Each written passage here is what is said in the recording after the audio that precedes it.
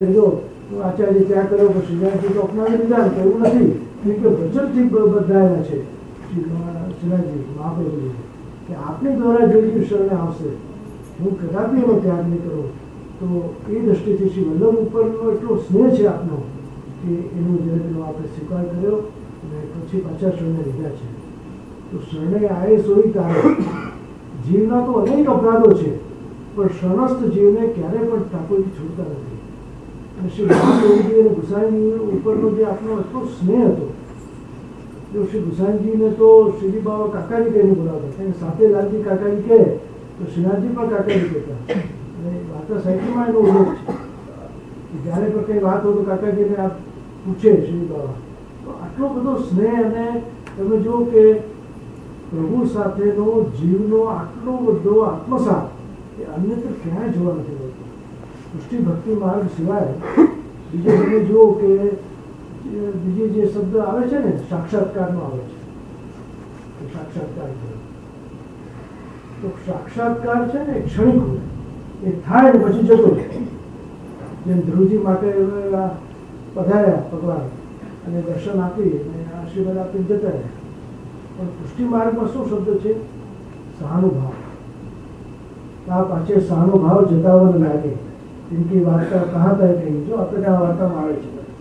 તો સહાનુભાવ સતત બનતો રહે એટલે પોતાની અસ્તિત્વનો પોતે અનુભવ કરાવે ઠાકોર કે હું તારે ત્યાં બિરાજી રહ્યો છું, તારી સામગ્રી આરોગી રહ્યો છું એનો અહેસાસ જીવ થાય. એ અનુભવ ગમે વસ્તુ છે કે અનુભવ બિના અનુભવ કા ધ્યાન નહીં જાકો ક્રિયા નહીં છે. તો આ પુષ્ટિમાર્ગ જે છે કે કેવા સાંભળવાથી વધારે અનુભવ ગમે છે કે સેવાને જીવ જ્યારે આચરણમાં મૂકે અનુભવમાં લાવે તો એને અનુભૂતિ થાય. તો આ અનુભવ દ્વારા ઠાકોરજી આપણને જતાવે છે. જ્યાં સુધી સેવા આચરણમાં નથી આવતી ત્યાં સુધી એનો અનુભવ થતો નથી. અને સેવા એ શીખવાડવાનો વિષય નથી.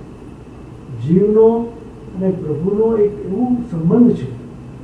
તો શરૂઆતમાં ભલે કદાચ થોડું ઘણું શીખવાડી દે પણ તમે 2-5 વર્ષ સુધી જો એ ક્રમ ચલાવો ને તો ઠાકોરજી એનાથી ટેવાઈ ગયા. પછી કંઈક નવું કહીએ ને તો ઉલટાનો ઠાકોરજીને શ્રમ પડે. જેમ એક બાળક છે જે કટોરીમાં દૂધ પીતું હોય એને એ જ કટોરી જોઈએ. પછી ભલે સ્ટીલની હોય આપણે કંઈક ના ઠાકોરજી માટે હવે ચાંદીની લાયા તો આપ ચાંદીમાં ધરો તો નથી ગમતું.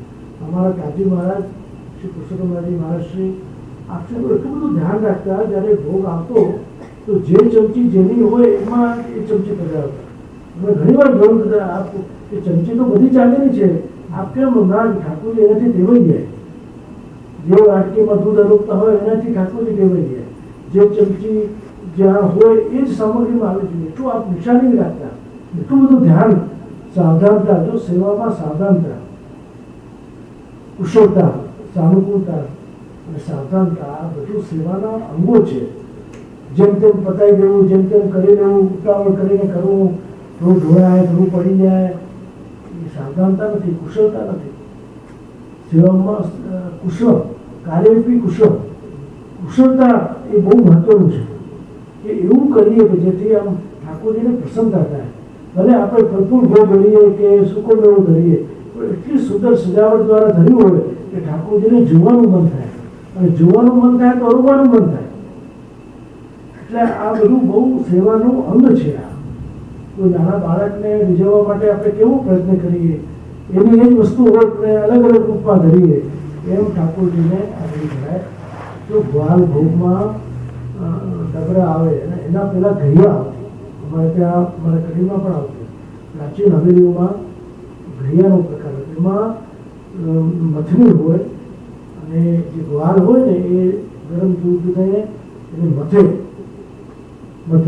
અને એમાં એક જાળીનું પાત્ર હોય જેમાં જાળી હોય ને પૂરી કરવાની એનાથી ઝાડ ખાલી ધરે એમાં કટોરામાં ઠાકોરજી ઝાડ અરોગે ને પિત્તંબી આવે છે ઘૈયા અરોગવાના પડવા આવે પછી ઘૈયા અરોગ્યા પછી ડબરો ભોગ આવે સેમ ભોગમાં.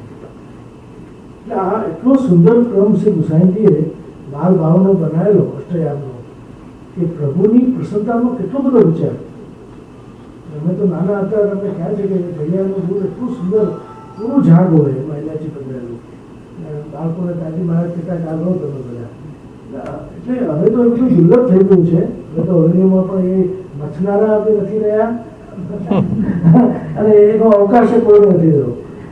એટલે એ વખતની જે કુશળતા અને સૌજન્યતા અને એટલું સુંદર હતું, એ ક્રમ બધો એટલો સુંદર હતો. કેમ કે અમે તો અમારા પિતૃચરણને તાજી મહારાજને બધા દર્શન કરેલા. અને અમદાવાદમાં હું અમારા મુઝાલમાં વજીરાજી મહારાજ, શિવચંદ્રજી મહારાજ, શ્રીનાથ પ્રાચીન આચાર્યોને જોવાનો અને એમનું સાનિધ્ય મેળવવાનો લાભ મળ્યો છે. એટલે એમની જે કાર્યશૈલી હતી, એમની જે સાવધાનતા જે સેવામાં રાખતા, એ જોઈને થાય કે ખરેખર શું આપણે કરી શકીએ. અને એનાથી પ્રભુની પ્રસન્નતાનો વિચાર હતો. આ બધાની પાછળ મુખ્ય હતું તત્સુખનો વિચાર, પ્રભુના સુખનો વિચાર. કોઈ પણ કારણથી પ્રભુ પરિશ્રમ ના પડે. કદાચ કોઈ મોટો ઉત્સવ હોય, મોડું થઈ ગયું હોય તો તરત જ કટોરી ભોગ આવી જતી. આ પરિશ્રમ ભોગ આવતો, શ્રમ ભોગ કહેવાય. તો જેટલો પ્રભુના સુખનો વિચાર જીવ રાખે છે, એટલો જ પ્રભુ પણ જીવના સુખનો વિચાર રાખે છે કે મારો જીવ છે, મારી સેવા કરે છે, ત્યાં એનું અહિત ન થાય. એટલે પુષ્ટિ માર્ગમાં નિષ્કામ ભક્તિ કહી છે. કોઈ પણ વસ્તુ માગવાની આવશ્યકતા જ નથી. આપણે માગીને શું માગીએ? બંગલા, ગાડી, અર્થવ્યવસ્થા, સુખ, સમૃદ્ધિ, પણ એ બધું જ નાશ હોય છે. અને દરેકમાં દુઃખ મિશ્રિત છે. આ સુખો બધા એવા છે કે સાથે દુઃખ લઈને આવે છે. એટલે કે આ બધું દેહથી સંબંધિત છે. સુખ જેને કહીએ ને એ દેહથી સંબંધિત છે, અને આનંદ જેને કહીએ એ આત્માથી સંબંધિત છે. એ આનંદ જે છે એનો ક્યારે નાશ થતો નથી. એટલે સદા જો એટલે સરોતજીમાં આનંદ પરમાનંદ કૃષ્ણાશ્રમ કપાલે સૌથી પહેલા આનંદ કહ્યો. એ ચીરકાલીન આનંદ છે. એ ભગવત ભક્ત હંમેશા આનંદ માને. એને જોઈને વૈષ્ણવને પણ આનંદ આવે અને ઠાકોરજીને પ્રસન્નતા થાય. કાંઈ દુઃખી અને નિસાસા, હતોત્સાહી એવો જીવ પ્રભુને શ્રમ આપે છે. સુરદાસજીને શ્રી વલ્લભે ઠપકો કે સુર હોય કાહે ગિર્યા. તો સુર થયા શું? પોતે પેલાના પદો એવા જ હતા. દુઃખી કો ગરીબો કો ચહેરો, બેલામો કો ચહેરો, બહુ પોતે પોતાની જાતને એ દોષિત માનતા હતા કે હું એવો છું, માંદરો છું, દુઃખી છું. એટલે શ્રી વલ્લભે ટકોર કરી કે સુર હોય કાહે ગિર્યા, કે તું સુર છે. તું એને એવા દિવ્ય ચક્ષુ આપ્યા કે એને બધું દર્શન થવા લાગ્યું. બે ચક્ષુ નહોતા, પણ એવા દિવ્ય ચક્ષુ જે ભગવાન લીલાના દર્શન કરી શકે એવા ચક્ષુ એમની પાસે હતા. 1.25 લાખ પદો એમને બનાવ્યા. આજે આંખો હોવા છતાં આપણે દ્રશ્ય નથી જોઈ શકતા, એનું અવગાહન કરી શકતા નથી. એવા સુંદર સુંદર પદો આપણે ત્યાં પિયા તો એ નૈન નહીં મેં રાખું. અને એ તમે જુઓ કે નૈન દ્વારા પ્રભુના સ્વરૂપને હૃદયમાં ઉતારવાની વાત છે. એ સ્વરૂપને હૃદયસ્થ કરવાનું છે. અને જ્યારે હૃદયમાં એ સ્વરૂપ ઉતરી જાય તો હૃદયમાં કાયમ માટે આનંદ રહે. નિત્ય લીલા નિત્ય નૂતન શ્રુતિ ન પામે પાર. આ તો અનુસરની લીલા બી ચાલુ છે. અને આપણે કહીએ હવે ઠાકોર પડી ગયા, પણ અનુસરવાનો બી ક્રમ ચાલુ છે. બધા ભક્તો તમે નિત્ય લીલાનો પાઠ વાંચો છે, હૃદય વાપરો છો, કેટલો સુંદર ક્રમ છે. મંગળાથી સહેજ સુધી ગાયો ચરાવવા જાય એ વખતનું જે વર્ણન છે કેટલું સુંદર છે. આપણે ત્યાં આચાર્યોએ એટલી સુંદર પ્રણાલિકા બનાવી છે. અને અષ્ટપ્રહરની સેવામાં 8 સમય જીવને પ્રભુનું ચિંતન જ રહ્યા કરે. ઘણાને એમ થાય કે આ કેવી રીતે કરતા હશે? આજના આ સમયમાં ક્યાં બધું થાય? આ બધું થઈ શકે. અડધો કલાક પણ જો તમે એના માટે કાઢો, અડધી ઘડી 10-12 મિનિટો, તો તમે વિચારો છો પહેલાના જમાનામાં ઘડિયાળ નહોતું. તમને ખબર છે અમારા ત્યાં કડીમાં મોટું તપેલું હતું, એક પાત્ર કટોરો એમાં કાણું હોય અને બિલકુલ અડધો કલાક થાય કે ડૂબી જાય. એ પ્રમાણે એનું માપદંડ હતું. હવે આ તો બધી ઘડિયાળો આ બધું આવી ગયું. પણ પ્રભુના કાર્યમાં સમય અને માપ તો નથી. ભગવત કાર્યમાં ત્યારે માપ તો શરૂ થયો કે આટલું જ કરવું, આટલું નહીં કરવું. પ્રસાદી અને પ્રસાદીનું ધ્યાન પણ લેવું જોઈએ. ઘણી વાર આપણે ભૂલો કરીએ જ છીએ. અઠવાડિયાનું બનાવી લઈએ, ડબ્બો ખોલી ઠાકોરજી સામેથી 2 પેડા મૂકી દઈએ, પછી ડબ્બો બંધ. ઠાકોરજીને તો દર્શન પડી એટલે પ્રસાદી લઈ ગયું. ઘણી જગ્યાએ ઘણી વાર ભેટ કાઢે ને 100, 50 બધું કાઢીને જૂની નોટ કાઢીને મૂકે. પછી હવે આશીર્વાદ કેવા મળે ઠાકોરજીના? આવું ખરેખર અપમાન છે આચાર્યનું કે ઠાકોરજીનું. કોઈ તીર્થોમાં જોઈએ, કોઈ ભિખારીને બી આપણે આપીએ તો આવું નહીં કરવું જોઈએ. બહુ ઘણી વાર જોતો કે બધું કાઢી ભાવ જૂની મેલી કે એવી નોટો કાઢીને આપે.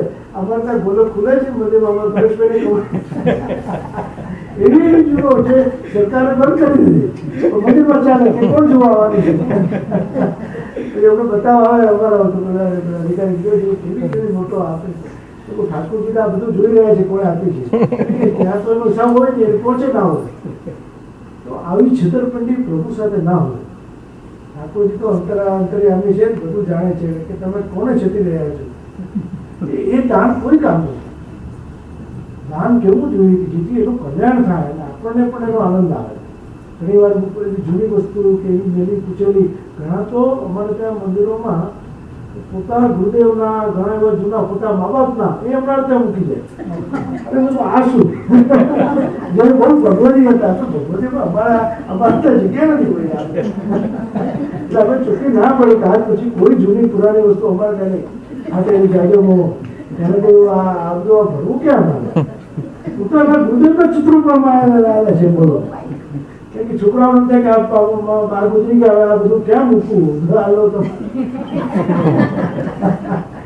સ્કોર પર અહીંયા આવી જાય. એવી જૂની જૂની વસ્તુઓ પણ આ બધું હોય. ઠાકોરજીને તો ઉત્તમ વસ્તુના ભક્તા છે. સારામાં સારી નવી વસ્તુ આપણે ઘણા એવું જૂનું મેલું પૂછેલું ના હોય તો અમે ના જ પડી કે આજ પછી કોઈ વસ્તુ નહીં. એક જેમ કે મારે ત્યાં બહુ ચોપડીઓ છે જે લાઇબ્રેરી માટે લઈ આવું, એવી પુસ્તકો હાથમાં ના રખાય. જેવું બધું આ તો અમારી પુસ્તકોને બગાડશે. એ સારી પુસ્તકો હોય એને બગાડશે, એને કરતા રહેવા દે, દર્શન કરો. ઘણી વાર એવું થાય કે આપણે શું કરી રહ્યા છીએ એનો વિવેક ચૂકી જઈએ. ધાર્મિક કાર્યમાં બધું છૂટ છે એમ માને છે, ધર્મમાં બધું ચાલે. જે દિવસે કીધું કે મોટી નોટ 1000ની 500ની કે 1000 રૂપિયાની કોઈ હતી, કોઈ જમાનો બંધ થઈ ને તો 25,000 કોઈ ભેટ ધરી દીધું અસાર બેઠકમાં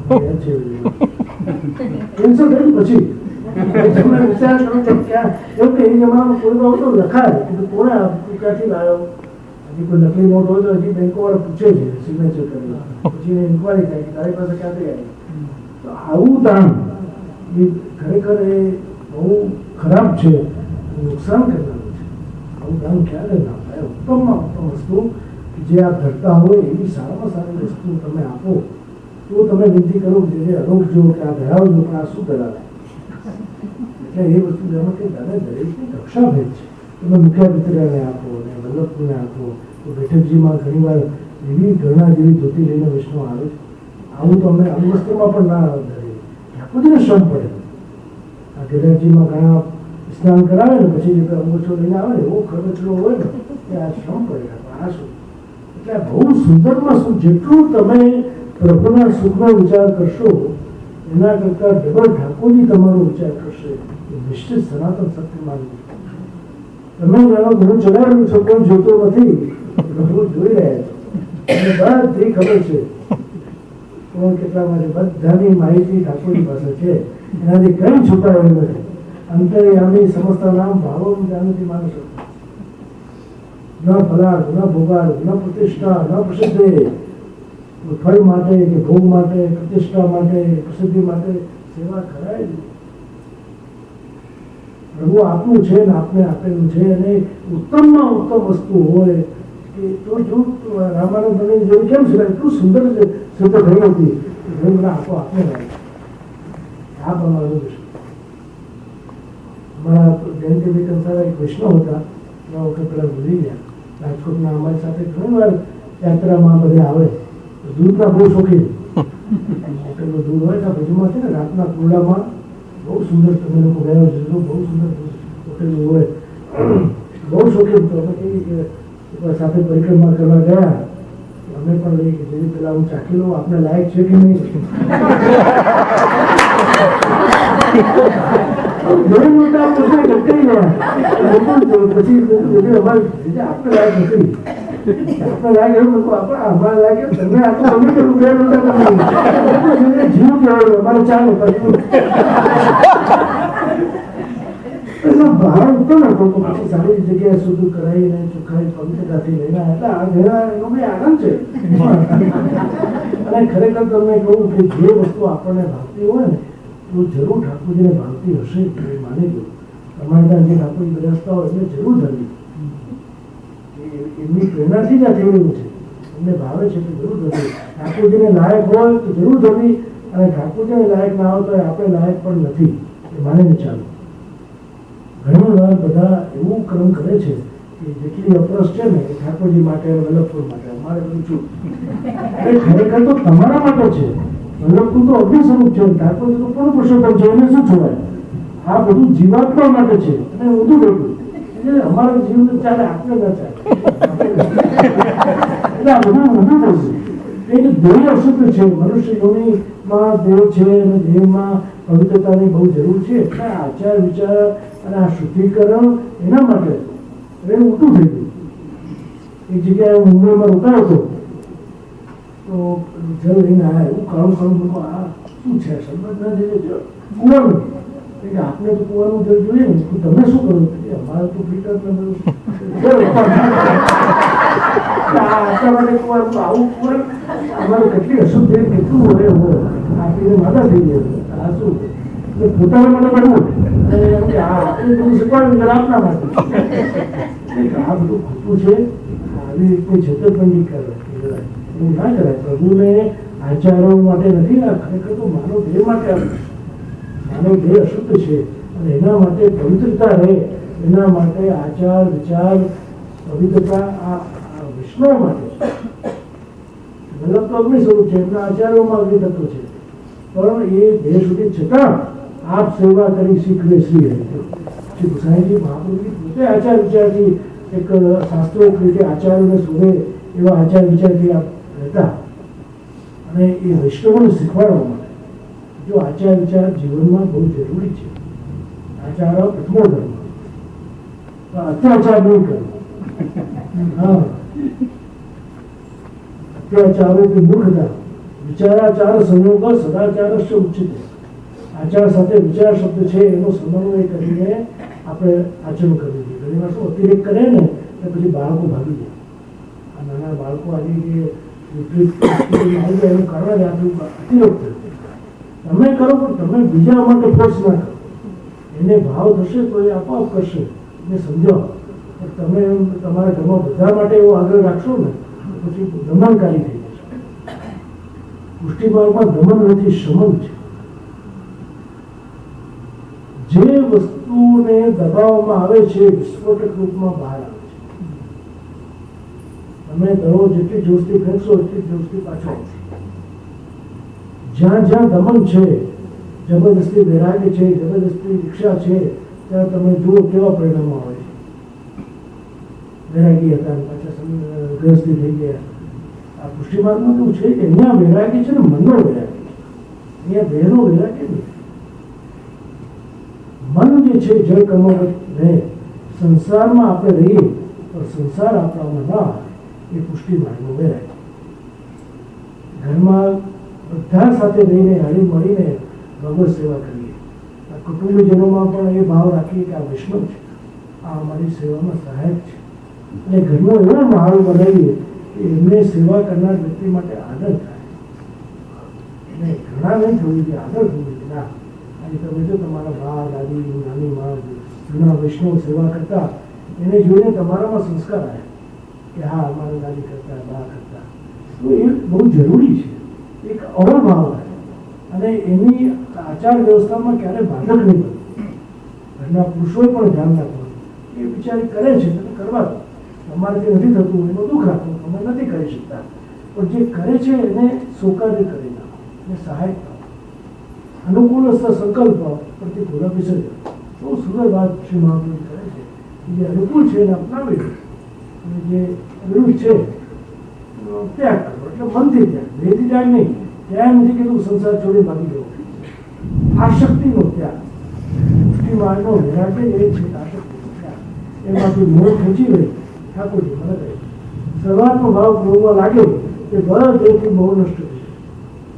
તો પ્રિયજનો, આજે લોકો સાથે સત્સંગ કરીને મને પણ બહુ આનંદ થયો છે. ખૂબ ખૂબ શુભકામના, શુભ આશીર્વાદ આપું છું. સ્મિતાબેન, આ તો અમારા જયકૃષ્ણભાઈ બહુ જૂના, એટલે હું છેલ્લા 18 વર્ષથી ટેમ્પામાં હું આવતો રહ્યો છું. ઘણા બ્રહ્મસંબંધી બી અમારા થયા છે.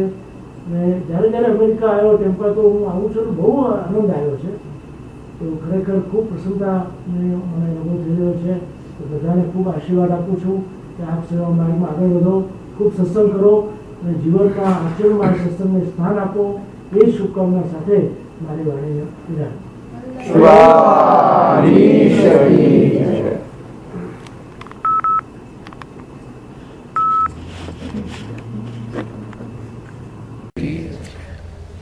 નમો ભગવતે તસ્મૈ કૃષ્ણાય અદ્ભુત કર્મણે રૂપ નામ વેદ જગત કિરીટી યોગતા.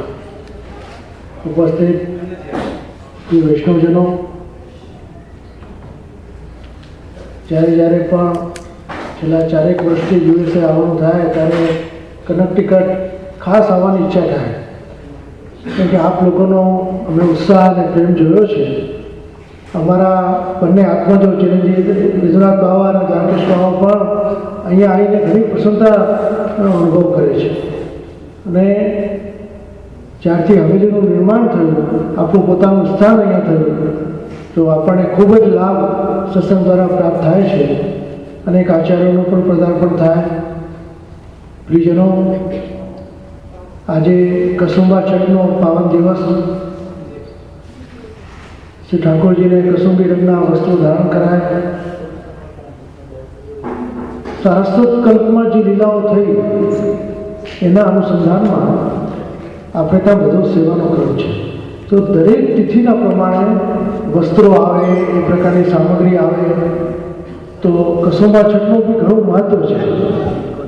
અને રથયાત્રાનું મનોરથ છે. જે અષાઢી બીજે આપણે ત્યાં ભારતમાં ઉજવવામાં આવે, અને આ દેશમાં તો શું રવિવાર શનિવાર એ જ બધાને મહત્વના હોય, એ બધાને અનુકૂળતા હોય. એટલે આજે રથયાત્રાના મનોરથના પણ દર્શન થવાના છે.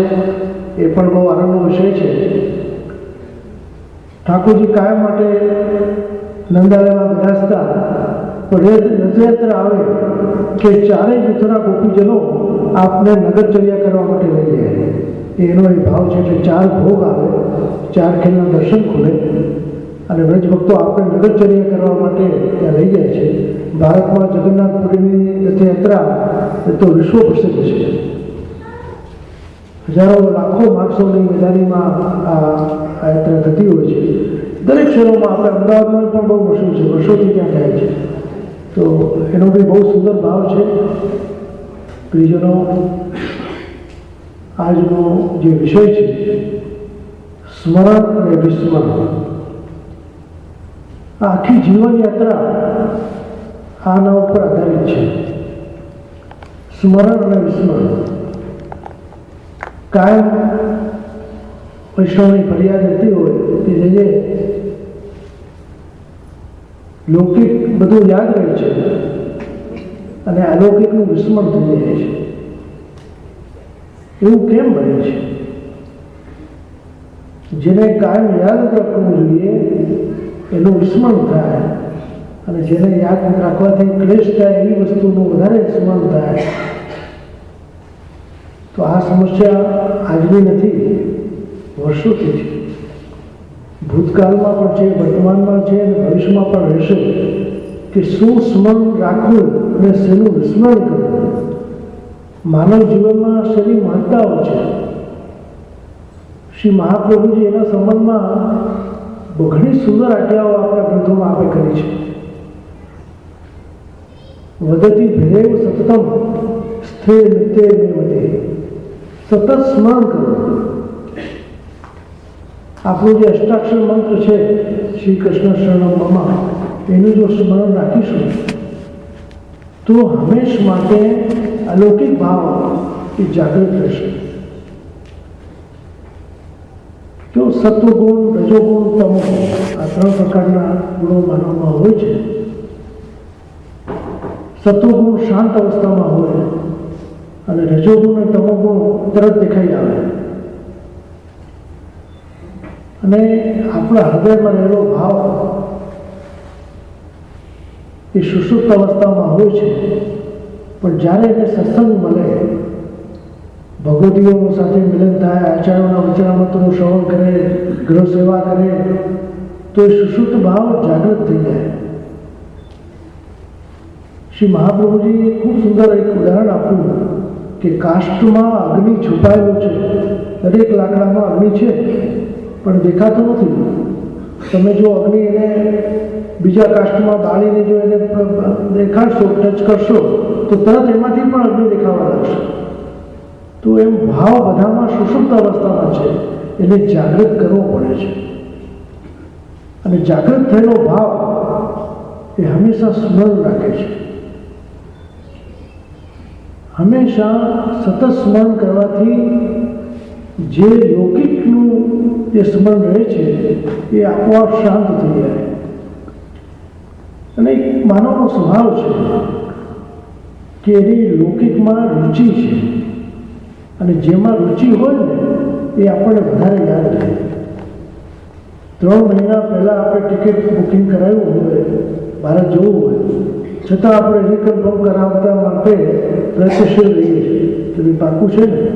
અને આપણે એ નથી વિસ્મરણ થતું, બહુ સાચવીને આપણે મૂકીએ છીએ. આપણે કોઈ દાગીના બનાવવા આપ્યા હોય, એની રસીદ હોય, એ બહુ સાચવીને મૂકીએ છીએ કે એમાં આપણી રુચિ છે. અને જ્યાં જે રુચિ રાખવી જોઈએ ત્યાં રહેતી નથી. અને એ માનવનો સહેજ સ્વભાવ છે. ઘણાને તો એ વાતનો ખ્યાલ પણ નથી કે મને કંઈ યાદ નથી રહેતું, અને એકદમ એવા થઈને ફરતા હોય કે જાણે કોઈ બધું મને યાદ છે, હકીકતમાં નથી રહેતું. તમે કથા શ્રવણ પછી પૂછો કે ભાઈ કેટલું યાદ છે, કે ના જે અત્યારે યાદ નથી આવતું, એવું બને. શ્રી ગુસાઈજી જ્યારે કથા વાર્તા કરતા તો અલી ખાન પઠાણ જ્યાં સુધી ન આવે આ શરૂઆત નહોતા કરતા, એની રાહ જોતા. ઘણા વૈષ્ણવના મનમાં પ્રશ્નો ઉદ્ભવ્યો, જે કૃપાનાથ અમે પણ વૈષ્ણવ છીએ, અમે તો બધા કોઈ બ્રાહ્મણ છે, કોઈ ક્ષત્રિય છે, કોઈ વૈશ્ય છે, સારા વર્ણના છીએ, અને એ તો યવન છે, અને આપ એટલું બધું એનો આગ્રહ કેમ રાખો છો?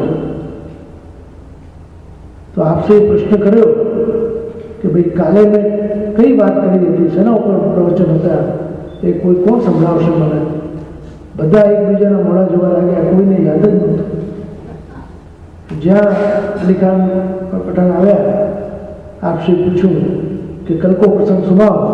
ત્યારે વિનંતી કરી કે કલ્પનાથ જ્યારથી આપણે કહેવાની શરૂઆત કરી છે ત્યારથી સંભળાવો કે કાલનું સંભળાવો.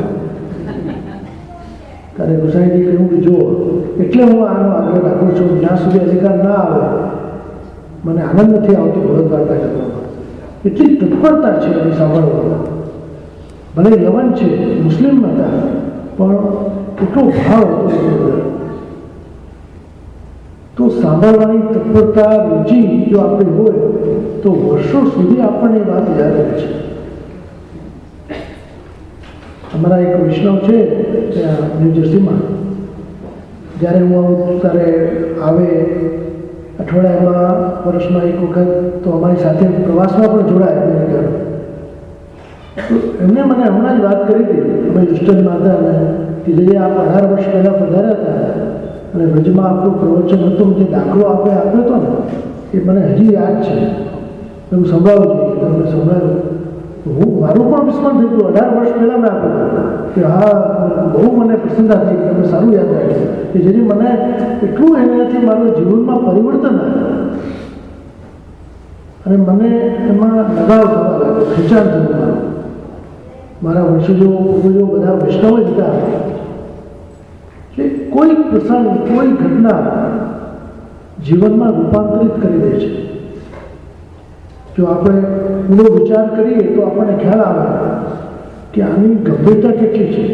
એટલે શ્રીમદ ભાગવતના મહાત્મ્યમાં પણ આવે છે કે દૃષ્ટાંતથી કુશળ, કે જે વક્તા છે દૃષ્ટાંત આપવામાં કુશળ હોય, લોકોને વાત સમજાવી શકે, અને એ વૈષ્ણવ હોવો જોઈએ, એને કૃષ્ણ માટે પ્રેમ હોવો જોઈએ. એટલે શ્રીમદ ભાગવતજીમાં તો ઘણું છે, પણ કૃષ્ણ ભક્ત જે છે ત્યારે દસમ સ્કંદ આવે તો તમે જુઓ કે કેટલો આનંદ આવે. ચોથા દિવસથી બધાને ખૂબ પ્રસન્નતા થવા લાગે. ભગવાન કૃષ્ણની બાળ લીલાઓનું શ્રવણ કરીને કેટલો આનંદ આવે. કારણ કે પરીક્ષિતે પોતે કહ્યું સુખદેવજી મહારાજને, એને કહ્યું બીજું હવે દસમા સ્કંદનો આરામ થઈ ગયો છે, અને મારા પણ કૃષ્ણ ઇષ્ટ છે, અને તારા પરિવારના પણ ગુરુ રહ્યા છે, તારા પિતાના પણ સખા રહ્યા છે. એમની વાત આવે છે તો તારે કંઈ તૃષા લાગી હોય, તારે કંઈ જવું હોય, વિશ્રામ લેવું હોય તો તને છૂટ છે. કહે છે કે ના કલ્પનાથ, આપના મુખમાંથી જે અમૃત જલી રહ્યું છે, તો કથામતમ તપ્ત જીવનમ, હવે મારે કોઈ મને ક્ષુધા નથી, કોઈ દેહની કોઈ ક્રિયા મને સતાવતી નથી. બસ એક જ આપને વિનંતી છે કે આ કથામાં આપ જરાક પણ સંકોચ ન કરતા ખૂબ વિસ્તારથી કરતા. એ કે અમારા ઇષ્ટની કથા છે, કૃષ્ણની કથા છે, અને 90 અધ્યાયમાં છે. બીજા બધા અવતારો સૂક્ષ્મમાં છે, તો કૃષ્ણ કથાના 90 અધ્યાય ખૂબ વિસ્તારથી. ત્યાં સુખદેવજી મહારાજ નિરાકારને માનનારા, નિરાકાર બ્રહ્મના ઉપાસક. વ્યાસજીને દુઃખ હતું કે આને મારે તો ભાગવતજી સોંપવાના છે, એના નિરાકાર બ્રહ્મને માને છે, કેમ થશે આ? પણ જ્યારે વેણુગીતના શ્લોકો પોતે બોલ્યા અને એમના કાનમાં પડ્યા, બરાપીડમ નટવર, એ સાંભળતાની સાથે જ એમને થયું એ કૃષ્ણ કોણ છે? મારે એના વિશે જાણવું છે. તો બેટા એના માટે તારે ભાગવત છે, તારા માટે તો એ અધ્યયન કરે. કૃષ્ણનો વિસ્તારથી આ કથા છે. 5 ગીતો છે. જો શ્રીમદ ભાગવતમાં પંચગીતની કથા છે, અને એના એટલો વિસ્તાર કર્યો છે કથાનો, કેમ કે સાંભળનાર શ્રોતાની પણ જિજ્ઞાસા એટલી કે એને જે પ્રશ્નો કર્યા હતા એ પણ સુંદર હતા. ભક્ત હંમેશા જિજ્ઞાસુ હોવો જોઈએ,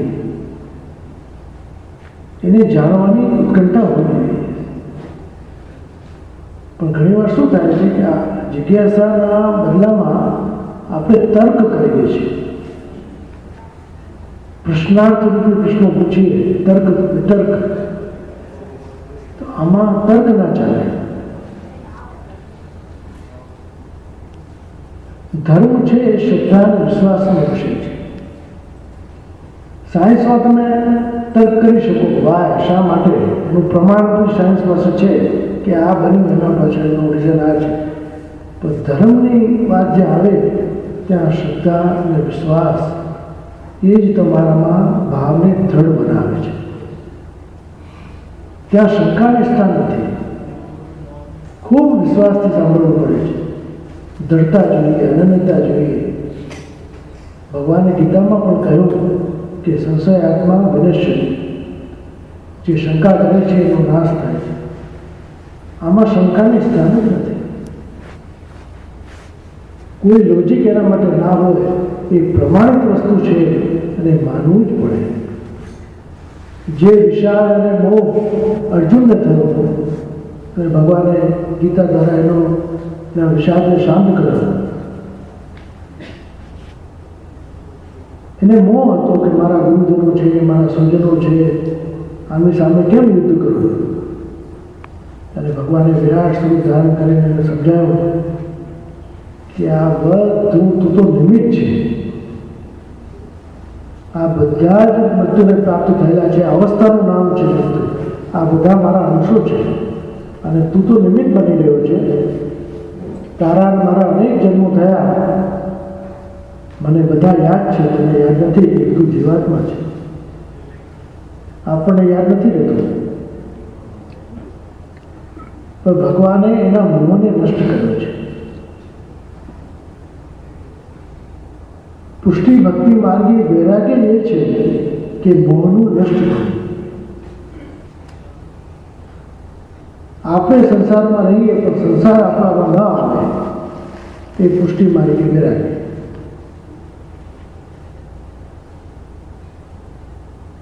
નહીં તો સંસારમાં વ્યક્તિ જો આસક્ત થઈ જાય તો એનો મોહ વધતો જ જાય. મોહનો કોઈ અંત જ નથી. મોટા મોટા સંન્યાસીઓ, વૈરાગીઓ, જ્ઞાનીઓ ઘરને છોડીને, સંસારને છોડીને વનમાં ગયા પણ ત્યાં પણ સાધના ન કરી શક્યા.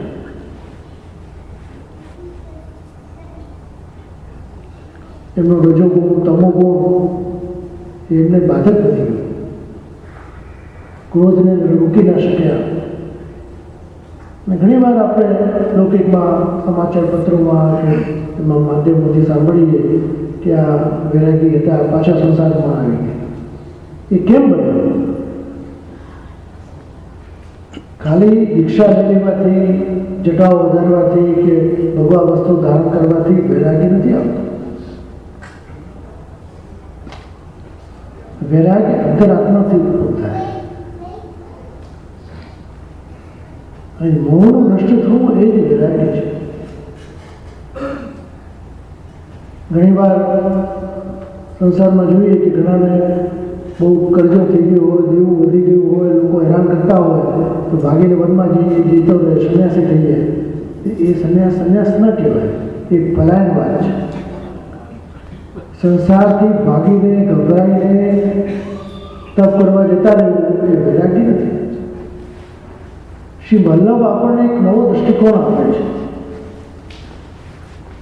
કે સંસારથી ડરવાની કે ભાગવાની જરૂર નથી, પણ સંસારમાં રહીને અનાસક્ત ભાવથી, કૃષ્ણ સેવાના માધ્યમથી તમે લૌકિકમાં જો આસક્તિ નહીં રાખો તો તમે વૈષ્ણવતાને સાધી શકશો.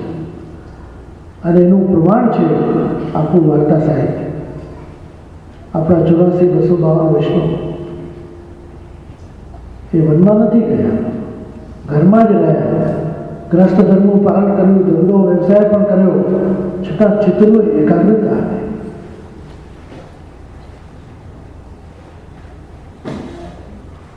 ક્યારેય મોહમાં પામ્યા નથી.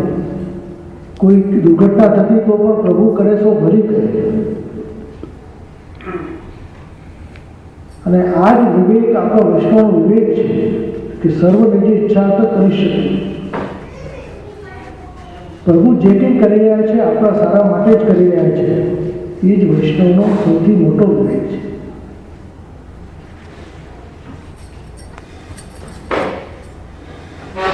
પ્રભુ કેમ મને કષ્ટ આપી રહ્યા છે? હું આટલી સેવા કરું છું, આટલું સત્સંગ કરું છું, એમાં પ્રભુને દોષ ન દેવાય. અને એ જે દુઃખો છે એના મૂળમાં આપણા કર્મો જ છે. વધારે પડતી મહત્વાકાંક્ષાઓ અનેક દુઃખોને ઉત્પન્ન કરનારી છે. સુખ અને દુઃખ એ મનની પરિસ્થિતિઓ છે. જે આપણને મનને ગમે છે એનાથી આપણે ખુશી થાય છે, આપણે પ્રસન્ન થઈ જઈએ. અને જે મનને અરુચિકર છે એનાથી દુઃખ થાય છે. અને સંસારમાં બધાને બધી વસ્તુ ક્યારે મળતી નથી. જે પ્રભુએ આપણા માટે નિર્માણ કર્યું એમાં જ સંતોષ રાખવો એ જ વૈષ્ણવનું કર્તવ્ય છે. ગીતામાં પણ ભગવાને કહ્યું કે યોગક્ષેમ વહામ્ય. યોગ એટલે મેળવવું, પ્રયત્ન કરીને કંઈ મેળવીએ એટલે યોગ કહેવાય. ક્ષેમ એટલે કુશળતા.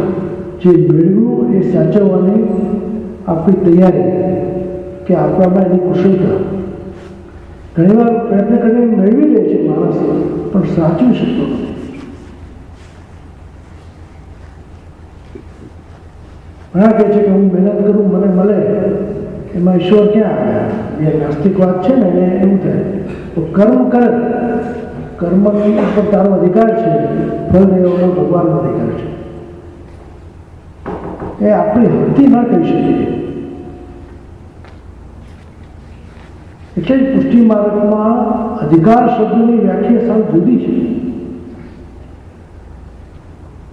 આપણે સાધારણ માણસ લૌકિકમાં અધિકાર એટલે આપણો હક, જેમાં અહીંયાના સિટીઝનો એને વોટ આપવાનો હક છે, તો પુષ્ટિ માર્ગનો અધિકાર એ આખા જુદા અર્થમાં છે કે પ્રભુ જેના વરણનું વિચાર કરે, જેનામાં શક્તિઓ આપે એને અધિકાર કહેવાય કે અધિકારી જીવ છે. બ્રહ્મસંબંધ લેવા માટે અધિકાર હોવો જોઈએ, પાત્રતા, એને સાધારણ વ્યાખ્યા કરી એની પાત્રતા કે આનામાં પાત્રતા છે, આ બ્રહ્મસંબંધ લઈ શકે છે. અહીંયા હક નથી. બ્રહ્મસંબંધ થવું એ તમારો અધિકાર છે, પણ તમે એમ કહી ના શકો કે ના આપણે કૃપા કરવી પડશે. એ તમારા ઉપર ડિપેન્ડ છે કે તમે પ્રભુ સાથે કેટલો આત્મસાત કરી શકો છો. બ્રહ્મસંબંધ તો અનેકના થાય છે, પણ એ આત્મસાત કેટલા જણો થાય છે, કોને ફલ મળે છે, આ ફલ કોને ફલિત થાય છે, એ દરેકના ઉપર આધારિત છે. દરેકની જીવનશૈલી જુદી છે, દરેકનું જીવાત્મા જુદું છે. બ્રહ્મસંબંધ એક જ છે, ગતિ મંત્ર એક જ છે, પણ બધાને વ્યક્તિગત લેવું પડે છે, કારણ કે દરેકનો આત્મા જુદો જુદો છે. અને એ ગતિ મંત્રમાં આખું ગતિ છે કે પ્રભુ હું આપનો છું, આપનો દાસ છું, મારું ઘર, મારી પત્ની, મારો પરિવાર બધું આત્મા સહિત આપને અર્પણ કરું છું. એટલે એને ગતિ મંત્ર કહેવાય. છેલ્લા 5 અક્ષર જેને પંચાક્ષર કહેવાય એ મંત્ર છે, એનું મૂળ છે. એને આપસમાં લઈને બોલાય અને એ ગાડીમાં છે, એનું મૂળ છે, એ બીજ છે, એ મંત્ર છે. હે પ્રભુ હું આપનો દાસ છું. જો દાસ છું એટલો જ અહમ અહીંયા સ્વીકાર છે પુષ્ટિ માર્ગમાં. દાસત્વનો હું જીવ છું, કોણ કે આપનો દાસ હું. બાકી અહમ સ્વીકાર નથી, કેમ કે દાસ છે તો સેવા કરી રહ્યો છે. એટલે દાસાનો દાસ છે. હે મહાપ્રભુજી અને મહાન ભગવત ભક્તો તો પોતાને દાસના દાસ તરીકે ઓળખાવે છે કે હું દાસ નહીં પણ દાસનો પણ દાસ થયો. શ્રી હે મહાપ્રભુના કેટલા સુંદર પદો છે કે હું વારી વલ્લભી અંતર अपने तन को करूं बिछोना, शीश धरूं उनके चरण पर. કેટલી સુંદર વાત છે. હરિયાઈ જેવા મહાન આચાર્ય કે છે કે એવા વલ્લભી વૈષ્ણવ ઉપર હું તન્મન ઉચ્ચારણ કરી દઉં કે જેને પ્રભુનો આત્મસાત થાય છે, પ્રભુ જેને સાનુભાવ બતાવે છે.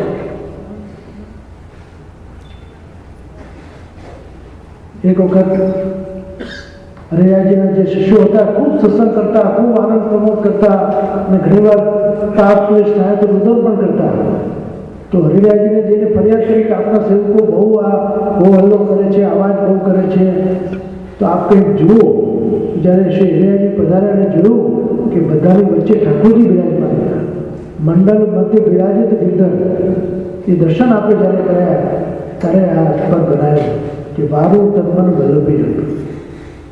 अपने तन को करूं बिछोना, शीश धरूं इनके चरण पर. એવા વલ્લભી જીવો ઉપર તો તન્મન ઉછાવર કરવાનું અને એમના ચરણોમાં વંદન કરવાનું મન થઈ જાય એવા મહાન ભગવત ભક્તો. એ જ પુષ્ટિ ભક્તિ માર્ગની વિશેષતા છે કે અહીંયા શિષ્ય પણ ગુરુને પ્રભુને આશીર્વાદ આપે છે. આપણે ત્યાં આશીષના પદો છે, ચિરંજીવ હો ગોપાલ રામે તેરો ચિરંજીવ હો ગોપાલ. જો જન્માષ્ટમીમાં હોય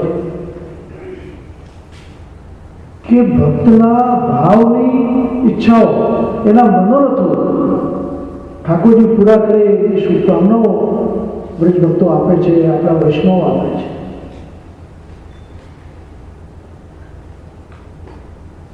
પણ સ્મરણ અને વિસ્મરણની આ યાત્રામાં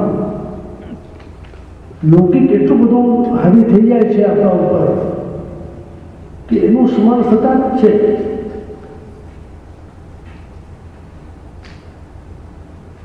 એક માજી બીમાર પડ્યા,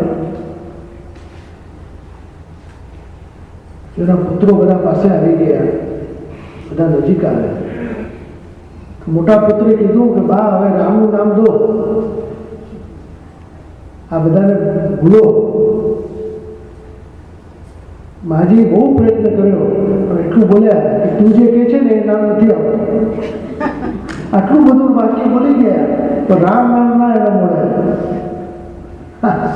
આટલું લાંબે વાક્ય વાત બોલાઈ ગયું, તું જે કહે છે એ મારો મોટું ઓળે નથી આવતું. એટલે આ જો અધિકાર વગર નથી વસ્તુ મળતી. ભગવાનનું નામ પણ અધિકાર વગર નથી જીવ લઈ શકતો.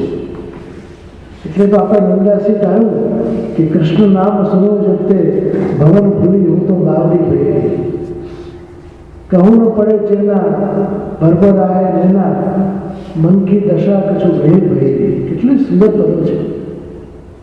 જે અષ્ટછાપ કીર્તનને આપણે જે હતા કીર્તનકારો એમને જે દર્શન થયા એ જ એમની વાણી દ્વારા એમણે રજૂઆત કરી છે. એ કલ્પના નથી. જ્યાં લૌકિક ગીતો કવિતાઓ હોય ને એમાં કલ્પના હોય. આ તો હકીકત છે. સુરદાસી જેવા મહાન ભગવદ ભક્ત અષ્ટસખાના શિરમોર જેને 1.25 લાખ પદોની રચના કરી, જેને ચર્મચક્ષુ નહોતા, ભગવાને એમને અંધ બનાવ્યા. પણ શ્રી વલ્લભનો જ્યારે મેળાપ થયો ત્યારે એ વખતે બહુ દુઃખી હતા સુરદાસજી. હો પતિતન કો ટીકો, હો પતિતન કો નાયક, એવા કીર્તન બનાવતા. ત્યારે શ્રી વલ્લભે શરણે લીધા અને કહ્યું કે સૂર હોય કાહે જગ્યા, તું તો સૂર છે, તું શા માટે આ રોતરા રોવે છે, લૌકિકનું રૂદન કરે છે. અને એવા દેવી ચક્ષુ આપ્યા કે એમને લીલાના દર્શન થવા લાગ્યા. રાસના દર્શન થયા, ઠાકોરજીની બધી લીલાઓ એમને આંખ આગળ આવવા લાગી. ચંદ્ર સરોવરમાં જ્યાં રહેતા કેવા દર્શન લીલાના થતા એમને. એ દિવ્ય ચક્ષુ હતા. ગુસાઈજીના 7 બાળકોએ એક વખત એમની પરીક્ષા કરી. બધા કહે છે કે એમને લીલાના દર્શન થાય છે, બધા શૃંગારના દર્શન થાય છે. તો નવદ પ્યાજીને સાવ ખુલ્લા પધરાયા હતા વગર વસ્ત્રાભૂષણ. અને કહ્યું સુરદાસજી આ પદ ગાઓ. તરત સુરદાસજી કહ્યું કે દેખ્યો ની હરી નગર બન્યા. એ દર્શન એમને થઈ ગયા. એવા મહાન ભગવત ભક્ત જેના ઉપર આજે લોકો પીએચડી કરે છે, એ ક્યાં ભણવા ગયા? એ અધિકારી જીવ હતા, અંધ હતા, દુઃખી હતા, શરીરનો વૃદ્ધ અવસ્થા, છતાં પ્રભુ માટે એનો એટલો સ્નેહ. ગોપાલ નામનો એક બાળક એમને રાખેલો, જે એમને જમાડે, જલ આપે. ગોપાલ ગોપાલ કે કાયમ બોલાવતા. એ બારે ઠાકોરજીનું સ્મરણ પણ થતું. એક વખત જઈ રહ્યા હતા રસ્તામાં, ખાડો હતો. ઠાકોરજી ગોપાલ બની આવી ગયા, એનો હાથ પકડી લીધો સુરદાસજીનો અને એને બહુ સાચવીને લઈ જવા લાગ્યા. સુરદાસજી પણ સમજી ગયા કે જોશથી પકડી લીધું. પણ ભગવાનની પકડ, ભગવાનને છોડાવવું હોય તો કેટલી વાર લાગે? એક ક્ષણની વાર ના લાગે. તરત છોડીને પ્રભુ ભાગવા લાગ્યા. તો સુરદાસજી બહુ સરસ કીધું કે બાહે છુડાए जात हो निर्बल जाने की मोह हृदय से निकस के दिखाए तो न जाने मरद मखाना. કેટલી સુંદર વાત કરી કે તમારામાં શક્તિ છે તો મારા હૃદયમાંથી બહાર જઈને બતાવો તો હું જાણું કે તમે મરદ છો. મારું શરીર અશક્ત છે, દુર્બળ છું, છોડાવીને જઈ શકશો, પણ હૃદયમાંથી બહાર જવાની તાકાત ભગવાનની બી નથી. એટલે જ પ્રભુ કહે છે કે અહમ ભક્તો પરાધી, હું ભક્તોને આધીન છું. ભક્ત જ્યાં મને બોલાવે ત્યાં હું જઉં છું. જો ઘણા ભક્તોને રાસમાં ગુણ દર્શન થયા તો ઘણાને ઘાસમાં થયા. નાચત રાસમાં ગોપાલ, નાચત ઘાસમાં ગોપાલ. બંને જગ્યાએ બધા સાચા છે. જેવી જેવી લીલાઓ થતી અને એવા જ દર્શન થતા અને એવા જ કીર્તનો બનતા. અષ્ટછાપની રચના કરીને ગુસાઈજીએ પ્રભુચરણોએ 4 પોતાના શિષ્યો, 4 શ્રી મહાપ્રભુજીના કેટલી સુંદર હવેલી સંગીતની જેને આપણે કહીએ છીએ પરંપરા ચલાવી. મંગળાથી શેર સુધીની સેવાનો ક્રમ, રાગ, ભોગ અને શૃંગાર ત્રણેયનું સંમિશ્રણ કરીને એટલી સુંદર પરણિકા બનાવી કે કોઈ પણ જીવ ભક્ત હૃદય જો કલાપ્રેમી છે, એને શોખ છે તો પુષ્ટિ માર્ગનું સ્વાગત કરે છે.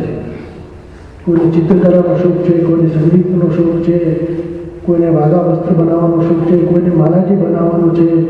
આપણે ત્યાં જો સાંજી જ્યારે આવે ત્યારે કેવી સુંદર સાંજી, જળની સાંજી, અનાજની સાંજી, ફૂલની સાંજી આપણે થાય. હવે જો આ હિંડોળાના દિવસો આવશે, હિંડોળામાં જાત જાતના હિંડોળા, ફૂલના હિંડોળા, કળીના હિંડોળા, સૂકા મેવાના હિંડોળા, કેટલી કલાત્મકતા છે. અને પ્રાચીન સમયમાં તો એ નિયમ હતો.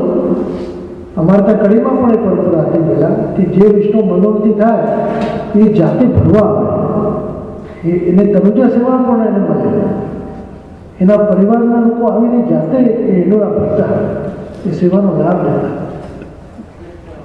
આજે આપણે મુછાવર આપીને છૂટી જઈએ છીએ, પણ ખરેખર તનુજા બધી જાય તો જ સંપૂર્ણ કહેવાય કે આપણે એમાં ઇન્વોલ્વ થઈએ, એનો લાભ લઈએ, જાતે કરીએ. દામોદર સંભાળવાળા શ્રી મહાપ્રભુજીના એવા સેવા, જેને દ્વારકાધીશની સેવા, બહુ સાધન સંપન્ન વ્યક્તિ, પણ જ્યારે જેનું જળ ભરવા માટે જાતે કૂવા ઉપર જતા કાગળ લઈ, જરાય સંકોચ નહોતો. એમના સસરાને સંકોચ થયો. દુકાન આવતી બજારમાં કે અમારા જમાઈ કાગળ ભરીને જાય, તો એમણે કીધું કે કોઈને રાખી લો. બીજે દિવસે એને પત્નીને પણ લઈ લાવી. ભાઈ ના તમે એકલા ભરવા જઈ લો. આવી સ્થિતિ. પણ એમને સંકોચ નહીં, સેવામાં કોઈ સંકોચ નહીં. શેઠ પુરુષોત્તમદાસજી કાશીવાળા એ જમાનાના ઘણા લોકોમાં ગાયની સેવા જાતે કરતા. સેવામાં સુઘડતા, સ્વચ્છતા અને કુશળતા આ બધું આવશ્યક છે. ઘણા શું બહુ ઉતાવળમાં સેવા કરે, જલ્દી જલ્દી જલ્દી બતાવે, થોડું ધરાય, થોડું ઢોળાય, એ સુઘડતા ના કહેવાય. ઘણાને ઘણી વાર જલ્દી કરવાની ઉતાવળ બહુ હોય છે, જલ્દી બતાવી દો. અને એ ઉતાવળમાં ક્યારેક પોતે પડી જાય, ક્યારેક ઠાકોરજી ચડી જાય અને બધું ગડબડ થઈ જાય કામ. અમારા ત્યાં એક ભાઈ છે, બહુ ભાવિક છે, પણ એમને ઉતાવળ સમયના માપદંડ તો જરૂર રાખવું છું. હું તો પોતે રાખું છું કે સમયસર શરૂ થાય, સમયસર શું થાય, પણ ઉતાવળ એટલી બધી કરે એના જલ્દી ચલો ચલો. પણ વગોળો બી કંઈ હોય તો સુવાય કરે, જલ્દી જલ્દી પોતે જ હાથ ફેરાવી દે, બધું પોતે તિલક કરી દે. તો બધાની ફરિયાદ આવે જે કે અમે રહી ગયા, મોડા પડ્યા, ઉતાવળ. એના પત્ની એમને કહ્યું કે આવી ઉતાવળ શા માટે કરે, બીજાને લાભ નથી મળતો. એટલે આ ઉતાવળમાં ઘણીવાર ઘણાને લાભથી લોકો વંચિત રહી જાય છે. ઘણીવાર હવે શું થાય છે, ઊંધું થાય, શ્રોતાઓની રાહ અમારે જોવી પડે. અમારા યુસ્ટનમાં હમણાં કથા હતી ભારતીય ભવાની, 4 વાગ્યાનો ટાઈમ, તો અમે 3 વખત ફોન કરીને પૂછીએ કે અમે આવી ના જે 10 જણા આવ્યા છે, શું થાય, એ બી તકલીફ છે. પછી બીજે દિવસે નક્કી કર્યું કે આપણે સમયસર ચાલુ કરી દઈશું તો લોકો આપોઆપ આવશે. પછી આપોઆપ લોકો આવશે. કે પ્રાય એવું બને છે કે જે અમે એવી રીતે ટેવાયેલા છે, આપણે ખોટું છે. સમયનું માપદંડ તો આપણે રાખવું જ પડશે. સમય કોઈને રોકાતો નથી. ક્ષણ ભંગુ રહે જીવન કલિકા, કલ પ્રાતઃ ખिली लिखे. मलिया जल की सुसुगंध है, कल पवन चली न चली. हरियो रसना रटले हरिनाम, अंत समय में હેરી યા ન હેરી. એટલી સુંદર રચના, એટલે જીવને કવિ કહે છે કે તું હરિનું નામ લઈ લે, અંત સમયમાં બોલવાના લાયક પણ નહીં લે. તો ઘણા એવું વિચારે કે અમે બધું છેલ્લે કરીશું, રિટાયરમેન્ટ આવશે ને જ્યારે રિટાયર થઈશું ત્યારે બધું કરીશું, તારે યાત્રા કરવા જઈશું, સેવા બદલાવીશું, તીર્થોમાં જઈશું. પણ રિટાયરમેન્ટ આવતા આવતા તમે જે રિટાયર થાય ત્યારે પૂછી લેજો શું સ્થિતિ થાય છે. શરીર થાકી ગયું હોય, સ્મરણ શક્તિ ઓછું થઈ ગયું હોય, આંખે દેખાવાનું ઓછું થઈ જાય, પછી શું કરીએ? પણ યુવા અવસ્થામાં જે કંઈ કર્યું હોય એની સ્મૃતિ કાયમ માટે રહે છે. આજે પણ તમે લોકો ભારતમાં તમારા દાદા દાદી, માતા પિતા, નાના નાની એ લોકોની સેવા કરતા જોયા હશે. કેટલી સાવધાનતાથી સગવડતાથી એ લોકો સેવા કરતા. આજે પણ ઘણાને યાદ છે કે મારા દાદી મર્યાદી હતા, બહુ ભાવથી સેવા કરતા. તો એ સંસ્કારો આજે પણ છે તમારા, ક્યાંક ક્યાંક ખૂણે છે, પણ શાંત થઈ ગયા છે. પણ કોઈ આચાર્યો પધારે તમારી ભાવનાઓને જાગૃત કરે તો પાછું જાગૃત થઈ જે વિસ્મરણ થઈ ગયું છે પાછું સ્મૃતિમાં આવી ગયા કે ના એ લોકો કહેતા હતા હવે આપણે કરીએ. હવે તો બધી અનુકૂળતા છે. અને હું જોઉં છું કે આ દેશમાં સેવા માટે કોઈ બાધક જેવું નથી લાગ્યું મને અત્યાર સુધી. ઘણા ઠાકોરજી પધરાઈને આવતા હોય હું તો કહું ઠાકોરજી પધરાઈને જઈએ, મોટું તમને ગમશે એ તો તમે એકલા પડી જશો. અહીંયા શું છે કે સોશિયલ લાઈફ નથી, સામાજિક જીવન શરીર એવી સિવાય કંઈ છે ને. હવે તો ઘણું ફરક પડ્યો છે છેલ્લા 15-16 વર્ષમાં. ઘણી બધી આપણી હવેલીઓ થઈ, લોકો પણ રુચિ લેતા થયા. બાકી શરૂઆતમાં અમે આવતા તો બહુ આમ સૂનું લાગે.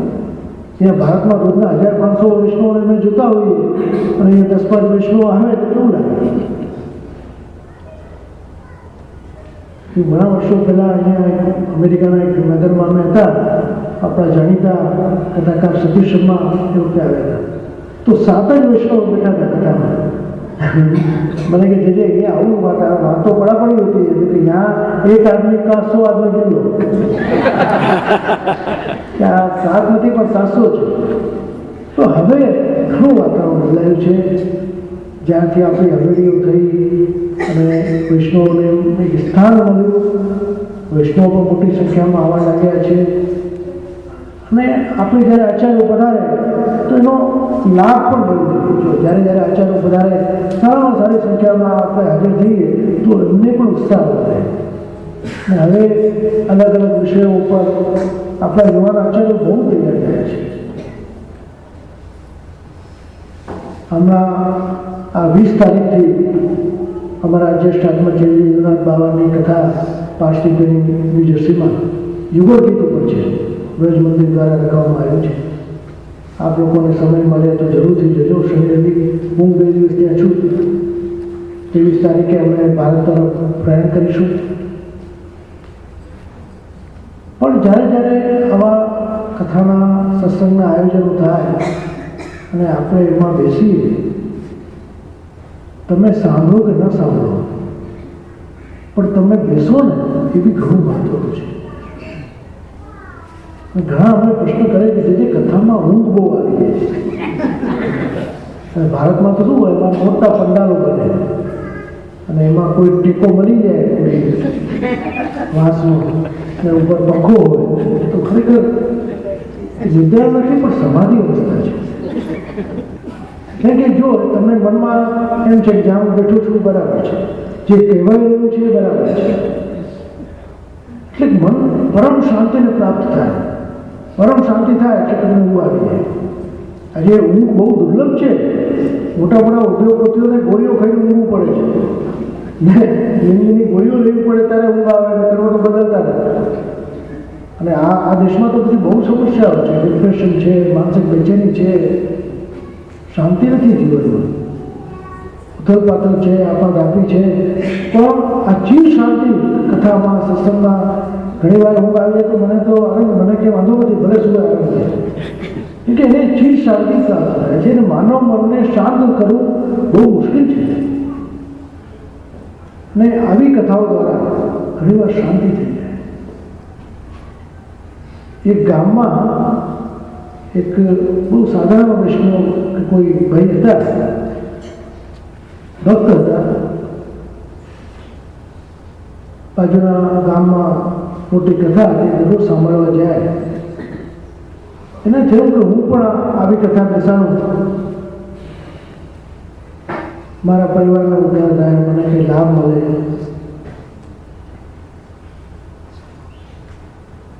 તો બાજુના ગામમાં જ્યાં કથા ચાલતી હતી શાસ્ત્રીજી પાસે ગયા. જેવું ભાઈ મારે એવી કથા બેસાડવી છે, આપને કયો સમય એને પૂછે એને સમય આપો કે નાનું ગામ છે પણ બહુ ઈચ્છા અમે રાખી છે કે આપ પધારો. કેના કે બધું સમય આપણે બધું નક્કી થયું. એ દિવસ પણ આવી ગયો અને પોથી યાત્રાનો શુભારંભ થયો. એ એ બિચારો માથે પોથી મૂકીને ખૂબ રાજી થતો નાસ્તો નાસ્તો જાય. અને ગામમાં ઢોલી હોય, બેન બાજુ તો હોય નહીં ગામડા, એક ઢોલીને બોલાયા. હવે જો આ બધું જો ભાગ્ય અને પ્રારબ્ધ અને અધિકાર, આ બહુ સમય સત્ય ઘટના છે. તો એનો એક મિત્ર હતો, એ ત્યાં ગામનો મોટો જમાદાર બની જે છે ને, ગામનો રક્ષક, એની સાથે સાથે ચાલે, એ બી ખુશીમાં હતો. હવે ગામડામાં તો કોઈ આજકાલની જે ફાયરિંગ વ્યવસ્થા આવું બધું સરસ બંદૂકો ના હોય, પેલું દારૂ ગોળો ભરે અને ધડાકા કરે, એવી બંદૂક જૂના જમાનાની હતી એની પાસે. તો ખુશીમાં આવીને એને ધડાકો કરે. હવે આ પેલો જે પોથી લઈને જતો હતો એની બાજુમાં ઊભો ધડાકો કર્યો. એવો ધડાકો થયો કે એના કાન જતા રહ્યા. જે સૂતા હતા, જે મનોરથી હતો એના જ કાન ગયા. બહુ છે, એકદમ શૂન્ય થઈ ગયું. ઘણી વાર તમે પ્લેનમાં આ અહેસાસ કરજો, લેન્ડિંગ અને ટેક ઓફ વખતે આપણું થતું હોય છે. ઘણી વાર જતું રહે પછી પાછું આવી જાય. તો આ એવું શૂન્ય થઈ ગયું, વિચારો ગભરાઈ ગયું, હવે શું થશે? કથા થઈ, શરૂઆત થઈ, કંઈ એક અક્ષર કાઢેલા રાજી થાય બિચારો. તમે જોજો ઘેરા માણસોને આ જ સ્થિતિ છે. આપણને ખૂબ એમ દેખાય રાજી તો બિચારા સંભળાતું ના હોય, હા બેસે કરા, ખૂબ રાજી થાય, આગળ બેઠો વક્તાને પણ શાસ્ત્રીજીને થયું ખરેખર બહુ સારું શ્રોતા છે, બિચારો ભાવથી સાંભળે છે. હવે એનું મન જાણે છે કે શું સ્થિતિ છે, કાંઈ સંભળાતું. એમ કરતાં 7 દિવસ પૂરા થયા. પાછી યાત્રા કરી. પુથી યાત્રા પછી જે વિરામની યાત્રા હોય ને, તો પુથી લઈને પાછું ઘરમાં જાય, સ્થાપન કરી. બિચારો નાસ્તો રોતો દુઃખ તો થાય કે સંભળાયું છે ને, આખી કથા 7 દિવસ થયા, એક અક્ષર સંભળાયું નથી. પાછો પેલો જમાદાર આવ્યો, સાથે સાથે ખુશીમાં આવીને પાછો ધડાકો કર્યો. ધડાકાની સાથે પાછો અવાજ આવ્યો. એવો ધડાકો થયો કે મારો કાન જે શૂન્ય થઈ ગયા હતા, બધા અવાજ આવવા લાગ્યા, પક્ષીઓના અવાજ આવવા લાગ્યા. ખરા ટાઈમે કામ ગયા ને હવે પાછા આવ્યા. જો આનું નામ જ નહીં કહેવાય અધિકાર. અને બિચારો અધિકાર નહીં હોય તો કાંઈ નહીં. હવે તો ખરા કામ પાછા છેલ્લે 4 ભરણ ગાઈને બિચારા પોતાના મનને મનાવ્યું. એટલે આવી સ્થિતિ થઈ ગઈ. સકલ પદાર્થ હે જગમાઈ, ભાગ્ય વિના નર પાવત રહે. તુલસીદાસજી કહ્યું. એટલે ઘણીવાર આવી સ્થિતિ બધું હોય અને ઘણીવાર બને છે. તો ખરેખર કામ ગયા હતા. પણ તમે ભારતમાં કે ક્યાંક કથા રખાવો ને, મુખ્ય મંગળોથી હોય ને, એને તો લાભ જ ના મળે. કેમ કે એટલું બધું લોકો વધી જાય. આ જમાઈ આવ્યા, બનેવી આવ્યા, માતા માસી આવ્યા, અને એના સુસુદામાં પડી ગયા હોય. એટલે અમારે ત્યાં દર વર્ષે પાટોત્સવ થાય. માગસર સુદ 7 શ્રી ગોકુલનાથજીનો ઉત્સવ, અમારો પાટોત્સવ અમારે વડતાલમાં, અમદાવાદમાં. અને 7 દિવસ સુધી અલગ અલગ વિષયો ઉપર બાળકો કથા કરતા હોય છે. અને મુખ્ય મંગળોથી બને અમારે ત્યાં. અમે કહ્યું કે તમારે બિલકુલ નિશ્ચિત થઈ જવાનું, કોઈ ચિંતા નહીં કરવાની, કોઈ સગાવાળાની ચિંતા નહીં. તમે આવો અને કથાનું શ્રવણ કરો, બસ. એ બધી જવાબદારી અમારા જે વ્યવસ્થાના જે વૈષ્ણવ છે સંભાળી જશે. સંપૂર્ણ મનોરથી બની જાય, કોઈ ચિંતા નહીં. અને પાછું કહેવાય કે મંદિર પાછળ જે જેની આજ્ઞાથી રાખ્યું છે, એટલે કોઈને લૌકિક વ્યવહારની અપેક્ષા જ ના. અને તમારા બધા મનોરથો પૂરું થાય. 7 દિવસ સુધી તમે શાંતિથી એકાગ્ર ચિત્તે શાંતિથી સાંભળી શકો. નહીં તો ખરેખર જે રખાવે છે ને નથી સાંભળી શકો. એટલો બધો વ્યવહારમાં પડી જાય છે. પાછું પ્રસાદનું વ્યવસ્થા હોય, આ વ્યવસ્થા હોય, એ તો સાંભળી ના શકે, બીજા લાભ લે. તો ઘણી વાર જ્યારે એટલા માટે અમે આ વ્યવસ્થા રાખી છે કે મુખ્ય મનોરંજન થાય, સંપૂર્ણ પરિવાર ઇષ્ટ મિત્રો સાથે બેસીને શાંતિથી શ્રવણ કરે અને એટલો આનંદ આવે. એ જીવનના ધન્ય ક્ષણો છે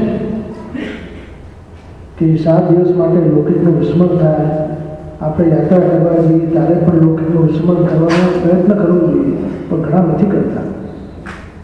હવે શું થઈ ગયું, પેલો મોબાઈલ, સેલ ફોન, આ બધા માધ્યમ એવા થઈ ગયા છે કે દુનિયા બહુ નાની થઈ ગઈ છે. યાત્રામાં પણ સેલ ફોન ચાલુ જ હોય. પડોશીને ફોન કરી કે ઘરનું તાળું ચેક કરતા રહેજો. અરે ભાઈ, હવે તાળું છે ઠાકોરજી મારી જોડે તાળા શેના માટે છે? આ તાળાનો ઇતિહાસ છે. મહાભારતના વખતથી તાળું આવે, પહેલાં તાળું નહોતું. સૌથી પહેલાં યુધિષ્ઠિરે પૂછ્યું કે આ શું છે, આ તમે શું લગાવ્યું છે કે આને તાળું કહેવાય? આ સુરક્ષા માટે આવ્યું છે. ભગવાન રામના સતયુગમાં લોકો દરવાજા ખુલ્લા રાખતા. સતયુગ હતો. જેમ જેમ જેટલી સુરક્ષાના સાધનો વધતા જાય છે એટલા આપણે અસુરક્ષિત થતા જઈએ છીએ. જેટલી વિજ્ઞાનની સાયન્સની શોધો છે એટલું જીવન પણ સીમિત બની ગયું છે. તમે વિચાર કર્યો કે જે દવા 10 વર્ષ પહેલાં બહુ સારી ગણાતી કે એનાથી આ રોગો મટી જાય છે, આ બહુ સારું છે, પછી 10 વર્ષ પછી એનું એ આવે છે કે હવે આ દવાનું રિએક્શન આવે છે તો આ દવા લેવી નહીં. સાયન્સ પણ ક્યાં 100% છે? એ સંભાવનાઓની જ વાતો કરે છે કે અત્યાર સુધી સારું હતું, હવે એનું રિએક્શન આવે છે. કોઈ બી 100% નથી. આખું જ્યોતિષ શાસ્ત્ર પણ આના ઉપર જ આધારિત છે. સંભાવનાઓની વાતો થાય છે કે તમારે આ ઘટના કદાચ બની શકે છે એટલે સાવધ રહેજો. એનો અર્થ એ નથી કે થશે. કોઈ દુર્ઘટના ના થાય તો તમારું સારું છે ને. લોકો લડવા આવે પણ તમે કીધું તો આવું થશે, કેમ થયું નહીં? અરે ભાઈ ના થયું તો સારું છે ને. તમે સાવધ રહ્યા, તમે ગાડી પર સ્ટેરિંગ પર કંટ્રોલ ગુમાવ્યો નહીં, એક્સિડન્ટ ના થયું, તાજ તો શું થાય? એટલે ઘણીવાર આ બધી સંભાવનાઓ છે. યોગો બને છે અને મટી જાય છે. આ બધી સંભાવનાઓ છે. 100% તો ભગવત કૃપા છે એ માનીને ચાલવાનું છે. જે બધું જે છે તથૈવ તસ્ય લીલે તે મધવા ચિંતાનું દતન ધરે. આ બધું પ્રભુની લીલા છે. જે ન સમજાય એ લીલા જીવની બુદ્ધિથી પરે 1000 વર્ષ તપ કર્યું, એટલા વર્ષો ઉભા રહ્યા. આજે મેડિકલ સાયન્સના વિચાર કર્યા કેમ થયું? એટલે જ શ્રીમદ ભાગવતજીને સમાધિ ભાષા કહેવામાં આવે. એ પ્રતિકાત્મક છે. એમાં સંશય ના કરાય. બધું જ બની શકે છે. સૂક્ષ્મ દેહથી માનવ ક્યાં ક્યાં પહોંચી શકતા હતા અને એમની યોગની સિદ્ધિઓ કેટલી હતી. એ જમાનામાં યોગીઓ સ્નાન કરે, ધોતી ધીમી થાય, આમ ઉપર ફેંકે, સુકાઈ ના થાય. એટલી શક્તિ હતી એમાં.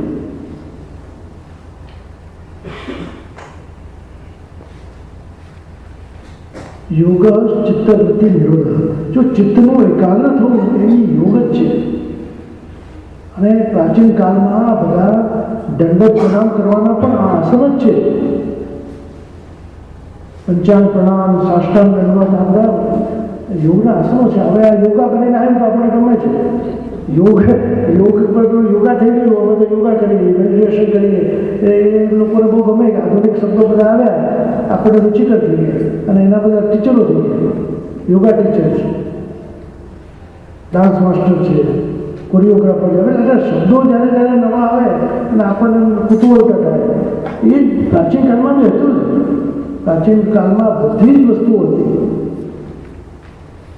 નૃત્ય શીખવાનારા હતા, સંગીત શીખવાનારા હતા. અને એ મેડિટેશન તમારે કરવું પડે છે. જો ચિત્તને જબરદસ્તી એકાગ્ર કરવું પડે છે. એમાં દમન આવે છે.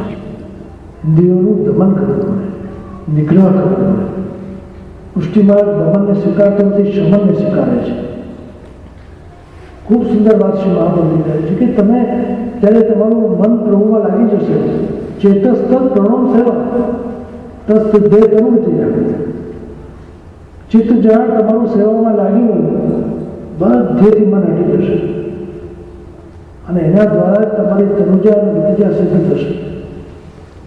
જે તમારા શરીરનો જ્યાં ઉપયોગ થાય છે એ તનુજા સેવા, અને તમારા દ્રવ્યનો જ્યાં વિનિયોગ થાય એ વિતિજા સેવા છે. ઘણા અમને કહે છે હું તો માનસી કરું છું. માનસી એવી રીતે થાય નહીં, કરાય પણ. માનસી તો ફલરૂપા છે, એ ફલિત થાય, ફલરૂપા કહેવાય છે. કૃષ્ણ સેવા સદા કાર્ય માનસી સ પરામતા, એ તો પરાકાષ્ઠા છે. અને માનસીમાં જે કંઈ કહેતો હોય કે હું માનસી કરું છું તો એને પ્રસાદ પણ માનસીમાં લેવો પડશે. અમારી એ શરત છે. કેમ કે એ લોકો એ જ કરતા હતા. જે લોકોને માનસી સેવા સિદ્ધ હતી, પદ્મનાભદાસજી એ માનસીમાં ભાવ કરતા, ચણા ધરતા કે આ સખડી છે, આ દાળ છે, કઢી છે, આ રોટી છે, અને એમાં એ જ સ્વાદ આવતો. કોઈ વૈષ્ણવને બી કે આ સખડી છે તો ખરેખર સખડી જેવો સ્વાદ આવતો.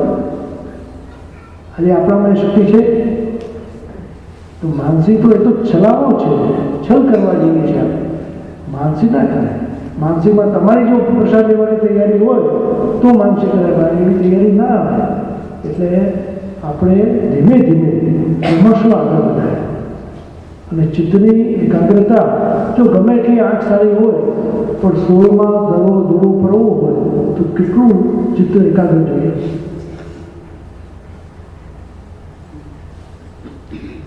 કેટલું એકાગ્ર ચિત્ત હશે તો જ પડવું છે, બાકી આંખ સારી હોય તો નહીં પડવાય. એકાગ્રતા બહુ જરૂરી છે કે તમારે જે જોવું છે એ રીતે તમે જોઈ શકો. જો એટલે પુષ્ટિ માર્ગમાં શ્રી મહાપ્રભુજી 16 ગ્રંથ દ્વારા અલગ અલગ વિષયનો નિર્દેશ આપણને કરે છે. આ 16 ગ્રંથો જેને વલ્લભ ગીતા કહેવાય. જે વૈષ્ણવના પ્રશ્ન આવતા ગયા, શંકાઓ આવતી ગઈ અને એના સમાધાન રૂપે આપણે આ 16 ગ્રંથો બનાવ્યા. ખૂબ સુંદર ગ્રંથો છે. પુષ્ટિ માર્ગે સ્થિતો યસ્માત સાક્ષીઓ ભક્તા થયા. ખૂબ સુંદર વાત છે. જો આ તમે સમજી જાઓ ને તો જીવનનું બધા જ દુઃખો દૂર થઈ જાય. પુષ્ટિ માર્ગમાં જીવે સાક્ષી ભાવથી રહેવું. બહુ સુંદર વાત શ્રી મહાપ્રભુજી કરે છે. ગીતામાં પણ એનો ઉલ્લેખ છે, સાક્ષી ભાવ થવું. સાક્ષી ભાવ એટલે શું કે તમે દ્રષ્ટા છો, દ્રશ્ય નથી. તમે આ જોઈ રહ્યા છો કે જે આ ઘટનાઓ ઘટિત થઈ રહી છે, ઠાકોરજી મારી પરીક્ષા કરી રહ્યા છે, આ બધું થઈ રહ્યું છે. તમે દ્રશ્ય મટીને દ્રષ્ટા બની ગયા છો. એ સાક્ષી ભાવ છે. મહાન આચાર્યો, વિદ્વાનો એ સાક્ષી ભાવમાં જીવ્યા. એટલે થોડા દુઃખી ન થાય અને થોડા સુખી ન થાય. કેમ કે આ જે સુખ છે ને, જેને આપણે સુખ માનીએ છીએ પોતે, એ બધામાં દુઃખ તો નિશ્ચિત જ છે. એક સુખ અનેક દુઃખોને લઈને આવે છે, તમે જોજો. અને એ બધા જ સુખો નાશવંત છે, કાળાંતરમાં સમાપ્ત થનારા છે. 5 વર્ષ, 25 વર્ષ, 100 વર્ષ એથી વધારે નહીં ચાલે. અને સુખનું ડેફિનેશન બધા માટે જુદું જુદું છે. કોઈને શેમાં સુખ છે, કોઈને શેમાં સુખ છે. આ એ અવસ્થા પ્રમાણે બદલાય છે. નાનો બાળક હોય ને તો એને પોલીસથી બહુ પ્રભાવિત હોય તો એને પોલીસ થવું ગમે. એને ખબર ના હોય કે બિચારો 4 રસ્તા પર સવારમાં ઊભો રહે છે. ભારતમાં તમે જોજો શું દશા છે. એવું બાળક પ્રભાવિત છે, એને એ ગમે છે. પછી જેમ જેમ મોટું થાય એને ખબર પડે. તમે ગમે એટલા રમકડા આપશો એને મોબાઈલથી રમવું જ ગમે, બૂટ ચપ્પલથી રમવા લાગે. આપણને થાય કે આ બાળક કેમ આમ, પણ એને પ્રિય છે, એને કુતૂહલતા છે કે આ શું છે. આ માણસનો સ્વભાવ જ એવો છે કે જેને જ્યાં જ્યાં રોકવામાં આવશે ત્યાં એની ગતિ વધારે થશે. માનવ સ્વભાવના પારખું શ્રી વલ્લભ રહ્યા છે. જીવા સ્વભાવ તો દુષ્ટા દોષ ભાવાય સર્વદા. એની સ્વભાવથી જીવ દુષ્ટ હોવાથી, એની દૃષ્ટિમાં દોષ હોવાથી આપણને બધે જ દોષ દેખાય છે. તીર્થયાત્રા કરવા જઈએ કે યાત્રા કરવા જઈએ, હવેલીઓમાં જઈએ, બધે દોષ દૃષ્ટિ. અહીંયા આ ખરાબ છે, અહીંયા આ ખરાબ છે, કેમ કે દૃષ્ટિમાં દોષ આવી ગયો. આજના આપણા હોસ્પિટલો ગમે એટલા શુદ્ધ, તમે પવિત્ર તમે માનતા હશો પણ શુદ્ધ છે, પવિત્ર નથી. આપણી હવેલીઓમાં ભલે કદાચ થોડો કચરો દેખાય પણ પવિત્ર છે. તારા વેવ્સ અને ઘોડાઓ પવિત્ર છે. આજે બેઠકજીમાં આપણે જઈએ છીએ, કેટલું શાંત વાતાવરણ હોય છે.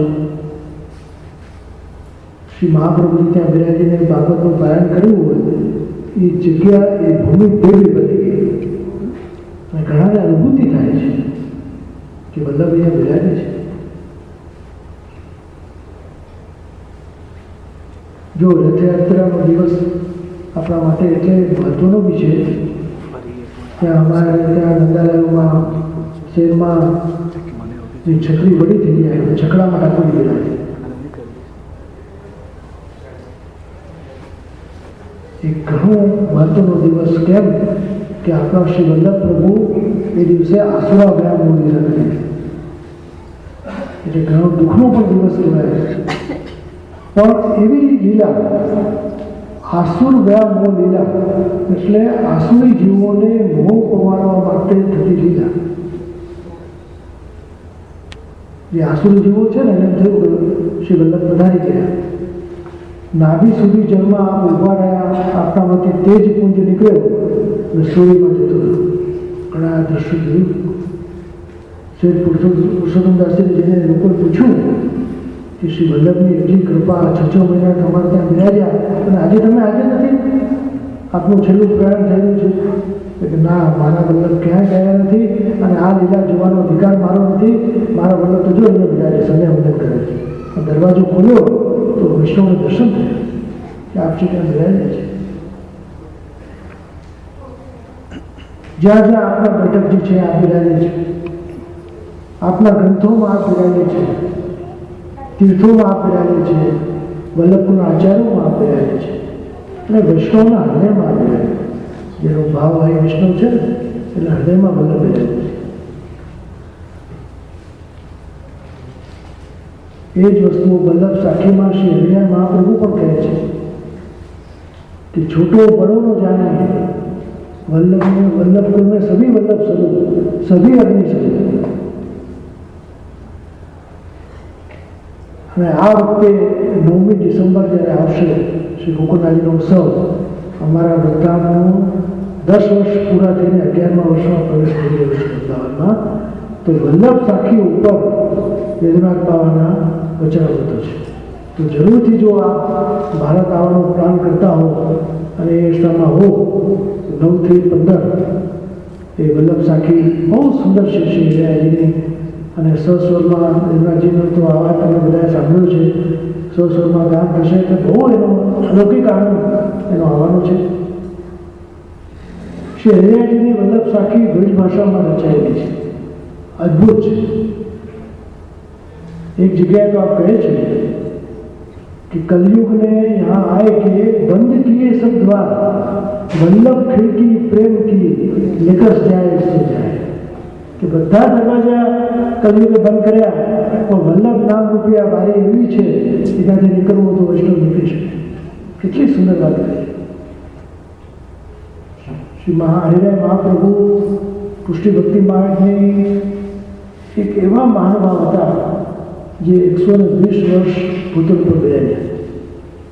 જેમનું શિક્ષાપત્ર, જેમનું નિત્ય લીલા, જેમના રસિક ભીતરની છાપના પદો કેવા સુંદર. જેસલમેર, તમને ખબર છે 2006માં જ્યારે અમારે ત્યાં શિક્ષાપત્ર ઉપર દ્વારકેશ બાવાનું સત્ર થયું હતું અને બધા વૈષ્ણવ ઈચ્છા થઈ હતી અમને બધાને જેસલમેર લઈ જાઓ. એ અમદાવાદના કે બહાર ગામના વિદેશથી આવ્યા હતા. અમે 4 બસો કરીને જેસલમેર ગયા. બહુ સુંદર જગ્યા છે. શ્રી હરિહરજી બિરાજે છે. એટલે ગિરધારીજીનું મંદિર પણ છે. हित चित्त की बातें श्री गिरधारी जी सो कही, तरेटी श्री बोल કેટલી સુંદર.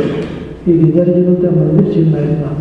અને એવું મરુભૂમિ, રેગિસ્તાન, શુષ્ક વાતાવરણ, વરસાદ પણ થતો ન થાય, પૂરું રેગિસ્તાન, ત્યાં શ્રી હરિહરજી બિરાજીને આવા સુંદર ભાવાત્મક પદો આવી ભૂમિમાં રચ્યા. આપણને આશ્ચર્ય થાય. પોતે મહાનુભાવ હતા. આપને ખબર હતી કે ગોપેશ્વરજી નાના ભાઈના બહુજી લીલા કરવાના છે અને એમને લૌકિક દુઃખ આવશે, સેવા છૂટશે, રોજ એક પત્ર લખીને મોકલે. અને ગોપેશ્વરજી સેવામાં એટલા વ્યસ્ત હતા કે એમને પત્ર વાંચવાનો સમય નહીં, બારીમાં મૂકી રાખતા. જ્યારે બહુજી અસ્તુત થયા, લીલામાં વધાર્યા, આ બહુ દુઃખી થયા, સેવા છૂટી, ત્યારે એક શિષ્ય કહ્યું કે કૃપાનાથ, મોટા દાદાભાઈના શ્રી હરિહરજીના પત્રો આવેલા છે, આપ વાંચશો તો આપને જરૂર સાંત્વના મળશે. અને જે પત્ર આપશ્રીના હાથમાં આવ્યો એ વાંચતાની સાથે જ આપનો ઉદ્વેગ શાંત થઈ ગયો. લૌકિક આવેશ બધો જ જતો રહ્યો અને ભગવત ચિંતન શરૂ થયું. લૌકિક સંબંધો બધા જ નાશવંત છે અને જેનો જન્મ છે એ જન્મતાની સાથે જેનું મૃત્યુ પણ નિશ્ચિત થઈ જાય છે. એ જે યાત્રા છે જીવનની, બાલ્યાવસ્થા, યુવાવસ્થા, વૃદ્ધાવસ્થા, અને મૃત્યુની અવસ્થા. અને કેમ કે આત્મા તો અજર ને અમર છે, એ સુસાન સુધી બધા સાથ દે છે, પછી કોઈ સાથ નથી. એટલે આ વસ્તુનું જો જ્ઞાન થાય તો જ મોહનું નષ્ટ થાય. જો આપણે તો 252 એક વાર્તા આવે છે કે કૃષ્ણ જાતે જઈને ચિંતામણ સુધી ગયા હતા. એમની અવસ્થા આવી કે કોઈ એવું ના થાય કે મને 4 જણા લઈને ગયા. અને એના પરોક્ષમાં એક બીજી પણ એવી ઘટના છે જે હમણાં જ કંઈક મારે સાંભળવામાં આવ્યું હતું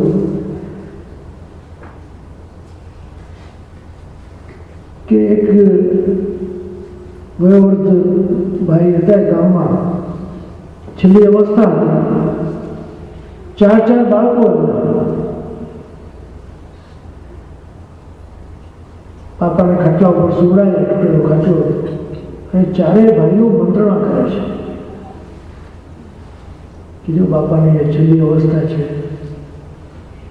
હવે આમને કેવી રીતે છેલ્લી યાત્રા કાઢવી પડશે, ખર્ચો થશે, આપણી પાસે વ્યવસ્થા નથી, શું કરીશું, શું બધી ચિંતાઓ કરતા હતા. ના કે આપણે થોડા પરચુરો પડ્યા છે, ઉછાલીશું, થોડું સુકાઈ ગયેલું ખાવાનું પડ્યું છે, કૂતરાને વેચી દઈશું, અને આ જે આ ખાટલો છે તૂટેલો એનો વેચ લઈ જઈશું, એમાં જ સગાઈ દઈશું. એટલે આ તૂટેલો ખાટલો છે. આ બધું બિચારા બાપા બધું સાંભળે બિચારે ખાટલામાં પડ્યા પડે. એમને બહુ એ થયું કે આ બધા એવા દુષ્ટો છે કે હજી મારા અંત સમજી તો હું મર્યો નથી, આવા વિચારો કરે છે. એને કીધું તું જોર કરીને બોલ્યા કે જો એવું કરો, આ બધું કંઈ કરવાની જરૂર નથી, આ 4 જણા આ ખાટલો ઉચકી દો, મને લઈ જાઓ સુસા, ત્યાં મૂકીને સુધાઈ દો. આ સ્થિતિ છે કે હજી તો ગુજરાત નથી, એના પહેલાં તો આ બધું માહોલ બનાવવો કે આને કેવી રીતે બાળવા જઈશું. આવી સ્થિતિ જીવનની છે. અને એ જ નરકની આત્માઓ જે કહી છે એ છે કે માણસ બધું સાંભળે છે અને દુઃખી થાય. અને એ વખતે જો સાક્ષી ભાવમાં માણસ રહે, જો એટલે જ કહેવામાં આવ્યું છે કે આજે જે ભારતમાં ઘરડા ઘરો બન્યા વૃદ્ધો માટે, છોકરાઓ સાચવતા નથી એટલે ઘરડા ઘરમાં મૂકી આવે વૃદ્ધાશ્રમમાં. શું સ્થિતિ થાય? ઘરનું નામ હોય માતૃકૃપા, પિતૃ આશીષ, ઘરના નામ એવા રાખ્યા, અને પિતૃ હોય વૃદ્ધાશ્રમ. હમણાં એક બહુ સુંદર ઘટના હમણાં ઘટી હતી છાપામાં કે એક પિતા પોતાના પુત્રને લઈને એના દાદાને મેળવવા ગયો વૃદ્ધાશ્રમમાં. હવે નાનું બાળક બધું જોઈ રહ્યું છે, પૂછે છે કે દાદાજી અહીંયા રહે છે કે હા મારા પપ્પા છે ને મારા અહીંયા રહે છે. તો બહુ સરસ એને પ્રશ્ન કર્યો છે, ખરેખર બધા સાંભળવા જેવું છે. એ એના પિતાને કહે છે કે પપ્પા તમે જોઈ લેજો બરાબર, કે 25-30 વર્ષ પછી તમારે અહીંયા જ આવવાનું છે. એને પિતાને મૂકેલા છે એટલે એને એમ જ કે મારે પપ્પાને અહીંયા જ મૂકવાના છે. આ જ અવસ્થા છે જીવનની.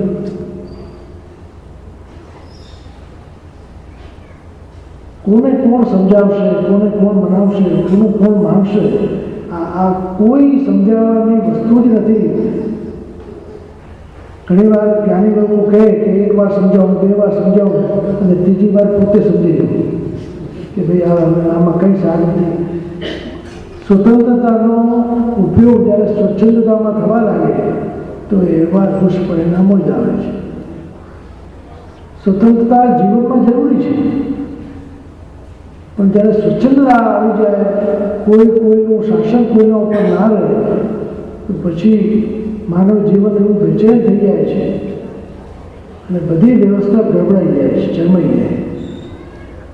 બીમાર માણસને તમે ગમે એટલા સારા કપડાં પહેરાવશો, એનું મુખ તો તે જ એમ જ હશે. અત્યારે આપણી જે વ્યવસ્થાઓ એવી થઈ ગઈ છે, ધાર્મિકતા વધી છે, ધર્મ સ્થાનો વધ્યા છે, તો ધર્મનું જે સાચું રૂપ છે એ બહુ સૂક્ષ્મ થઈ ગયું છે. દર્શન ઓછું થયું અને પ્રદર્શન વધ્યું, એના દુષ્પરિણામો એવા આવ્યા કે અંતરાત્મામાં જે ભાવ હતો એ લુપ્ત થઈ ગયો અને વ્યવહાર રહી ગયો. હવે જે બધા કાર્યો થાય છે ને વ્યવહાર માટે થાય છે. એટલે ઘણી વાર આપણને અનુભૂતિ પણ થાય એકબીજાનો વ્યવહાર જાણે સાચવી રહ્યા છીએ એ પ્રમાણે થાય છે, પણ એમાં આત્માનું કલ્યાણ થઈ શકતું નથી. દેહનું કલ્યાણ ભલે થતું હશે કે વ્યવહાર એકબીજાના સાચવવા, અને વ્યવહાર બી એટલું ઘણી વાર વધી જાય છે. હું તો ભારતની વાત કરું તો ત્યાં તો બહુ ચરમસીમા ઉપર છે, અને આ સારા શબ્દો ગોતી લીધા છે લોકોએ. લાંચ રૂશ્વત ને વ્યવહાર કે ભાઈ આને લાંચ આપવી છે તો ના રિશ્વત ના કહેવાય, હવે એને વ્યવહાર શબ્દ આવી વ્યવહાર કરો, તમે અમારું સાચું લો તો અમે તમારો આ વ્યવહાર કરીએ. એવા સારા શબ્દો ગોતી લે છે અને પોતે જ પોતાના મનનું સમાધાન પણ કરી લે છે. અને બધાને ખબર છે કે વ્યવહાર કર્યા વગર ચાલે ને, ફાઇલ આગળ વધશે ને. ત્યાં એક વ્યવસ્થાનો અંગ થઈ ગયો છે. એ ઘણા દેશોએ તો બહુ પહેલ કરી છે કે આ બધું કાયદેસર કરી દીધું. જે અવ્યવસ્થા હતી એને કાનૂનના દાયરામાં લાવી દીધી, એટલે થાય ને. હવે તો જ્યારે કોમ્પ્યુટરનો યુગ આવ્યો, લોકો એકબીજાને એટલી બધી નજીક આવી ગયા, લિંકથી જોડાઈ ગયા, ઘણું બધું કરી શકાય છે. ભલે થોડો સમય લાગે, પણ આ અનિષ્ટ તત્વોને દૂર કરવા માટે પ્રયત્નશીલ તો રહેવું જ પડશે. અને એ નહીં કરો તો સમય આપણાથી આગળ નીકળી જશે. જો સંપ્રદાયના સિદ્ધાંતો એ બદલાતા નથી. સિદ્ધાંત ક્યારે બને કે જે વસ્તુ સિદ્ધ થઈ ગયા એને સિદ્ધાંત કહેવાય. શ્રી મહાપ્રભુજી, શ્રી ગુસાઈજી, શ્રી ગોકુલનાથજી, હરિરાયજી એમના વખતમાં જે સિદ્ધ થઈ ગયું એ સિદ્ધાંત બની ગયા, એનો ભંગ ન થાય, પણ વ્યવહાર બદલાય. આજે 535 કે 40 વર્ષ પછીની જે વ્યવસ્થા, એ વખતની દેશકાળની પરિસ્થિતિ, એકતાની પરિસ્થિતિ, વિદેશમાં વસતા વૈષ્ણવની પરિસ્થિતિ, તો એવા ઘણા પ્રશ્નો આજના માનવના મનમાં ઉત્પન્ન થાય છે, વૈષ્ણવના મનમાં બી થાય. અને અમારો અખિલ મધુરમ ગ્રંથ જે દૃષ્ટિપૂર્તિના ઉપલક્ષમાં બાબાએ બહાર પાડ્યો, ઇન્દ્રનાથ બાબાએ, ત્યારે મેં કહ્યું હતું કે મારે કોઈ પ્રશંસા કે વધાઈઓ કે એવા બહુ પત્રો લોકોના લગભગ એ જ હોતું હોય છે. મારે તો મારા વૈષ્ણવોને કંઈ લાભ મળે એવું કંઈ મારે કરવું છે. તો બાબાએ મને 60 પ્રશ્નો કર્યા જે દેશ વિદેશમાં પ્રાય દરેક મનમાં જાગી છે, ને પ્રભુની કૃપાથી એ મેં ઉત્તરો આપ્યા. ઘણાએ વાંચ્યું. તત્કાલીન રાષ્ટ્રપતિ પ્રતિમાદેવી પાટીલને એમને મોકલ્યા, એમને પણ ગમ્યા. પૂજ્ય જીજીએ જ્યારે એનું વિમોચન કર્યું, થોડા પ્રશ્નો વાંચ્યા, ખૂબ ગમ્યા. અને બહુ સુંદર વાત એ વખતે એમણે કરી કે પ્રવચનો દ્વારા, ભાષણો દ્વારા, કથાઓ દ્વારા વૈષ્ણવમાં પ્રચાર થાય છે. એમ વ્યક્તિગત રીતે પણ વૈષ્ણવ સાથે બેસીને જો જે સત્સંગ થાય, જે એમની સાથે ચર્ચા થાય, એનો પણ લાભ ઘણો મળે છે. એ મને આ ગ્રંથ ઉપરથી લાગે કે વ્યક્તિગત જ્યારે લોકો મળે. અને પ્રાચીન સમયમાં વચનામૃતો થતા એમાં શંકા સમાધાન થતી. આખું ભાગવત એવી રીતે બન્યું છે. તમે જો જ્યાં સુખદેવજીને પ્રશ્ન કર્યા પરીક્ષિતે અને એનું નિરાકરણ કર્યું. આ 16 ગ્રંથો પણ એવી રીતે આવ્યા. જેની જિજ્ઞાસા જ્યારે જ્યારે થાય અને જિજ્ઞાસાનું સમાધાન ગ્રંથો રૂપી આવે. ગોવિંદ રૂપેને ચિંતા થઈ તો એને પ્રશ્ન કર્યો હતો. બદલામાં શ્રી મહાપ્રભુજી નવરત્ન ગ્રંથ બનાવીને એમને શીખવાડ્યું કે ચિંતા કાપી ન કાર્ય નિવેદિતાત્મા ભી કદાપી ભગવાન પુષ્ટિસ્થો ન કરી શકી લૌકિકીમ ચૂકે. હવે તમે વિચારો કે ગોવિંદ દુબે કોઈ સાધારણ માનવ નથી, વૈષ્ણવ છે, સાથે વિદ્વાન છે, બહુ મોટા પંડિત હતા. તો વિદ્વાન માણસો, જ્ઞાની માણસોની સાધારણ સમસ્યાઓ ન હોય. આજે ઘણા ચિંતા થાય ને નવરત્ના પાઠ કરી લેવા, એ લૌકિક ચિંતાઓની વાત નથી. આમાં ભગવત સંબંધી ચિંતાની વાત છે કે મારું કંઈક પ્રભુ લૌકિક તો નહીં વધારી દે. જો પ્રભુ લૌકિક વધારશે તો મારું શું થશે, મારો ભગવદભાવ નષ્ટ થશે, આવી ચિંતાઓ ગોવિંદ દુબેને થતી હતી. એના અનુસંધાનમાં શ્રી વલ્લભે કહ્યું કે ભગવાન લૌકિક નથી, અલૌકિક છે. એ તારું લૌકિક નહીં વધારે, તું વિશ્વાસ રાખનાર, તારું અલૌકિક જ સાચવશે. બદલામાં પ્રભુ પર વિશ્વાસ રાખવાથી આપણું બધું જ લૌકિક પ્રભુ સંભાળી રહે છે. જીવ જ્યારે શરણાગત થઈ જાય અને આશ્રય ધર થાય તો એના લૌકિક કાર્યોની જવાબદારી પ્રભુ પોતે લઈ જાય છે. અને જ્યારે પોતે લે છે ને તો બહુ સુંદર કાર્ય થાય છે. જ્યાં સુધી જીવને મનમાં હોય છે કે હું કરું છું ત્યાં સુધી પ્રભુ વચ્ચે આવતા નથી. તેને કરવા જ્યાં થાકે છે, હારે છે, શરણાગત થાય છે, ત્યાં ભગવદ આશ્રય મળી જાય છે. જે વિસ્મરણ થયું એનું સ્મરણ થવા લાગે તો ભગવદ આશ્રય પાછું સિદ્ધ થઈ જાય. આ બ્રહ્મ સંબંધ પણ એના માટે જ છે કે હજારો વર્ષોનો પ્રભુથી થયેલો વિપ્લવ જેમ અગ્નિમાંથી તણખા નીકળે એમ પ્રભુમાંથી જીવાત્મા છૂટા પડે. ભગવાને કહ્યું મમય વાંચો જીવ લોકે જીવ ભૂત સનાતન, જીવ માત્ર મારા અંશ છે. અને પ્રભુમાંથી છૂટા પડ્યા. આપણે આપણું સ્વરૂપ ભૂલી ગયા, સ્વરૂપનું વિસ્મરણ થયું. હું કોણ છું, મારું શું કર્તવ્ય છે, મારે શું કરવું જોઈએ. અને એ વિસ્મૃતિને કારણે ફરીથી બ્રહ્મ સંબંધ જીવનો પાછો સંબંધ બંધાય. એ ચિંતનમાં શ્રી વલ્લભ હતા અને સાક્ષાત ઠાકોરજી પ્રગટ થઈ અને એ આજ્ઞા થઈ. તો સિદ્ધાંત રહસ્ય નામના ગ્રંથમાં આખો વર્ણન છે. સાક્ષાત ભગવદા પ્રોક્તમ તદખર વિચિતે એકાદશી મહાનશી. જો શ્રાવણ પક્ષની એકાદશી આપણે આવશે, પવિત્ર એકાદશી કહીએ ને, એ પુષ્ટિ માર્ગનો પ્રાદુર્ભાવ દિવસ કહેવાય. એ લૌકિકમાંથી આપણને મુક્તિ આપવાની અને શરણે લીધા. જીવના દોષ સામે નહીં જોઈને શરણે લીધા. આ પુષ્ટિ માર્ગની બહુ મોટી વિશેષતા છે કે અહીંયા સદોષ સ્વીકાર છે. બીજે તમે જાઓ તેમ કહેવામાં આવે કે નિર્દોષ થઈને આવો, બધું છોડીને આવો, નિષ્પ્રપંચ થઈને આવો.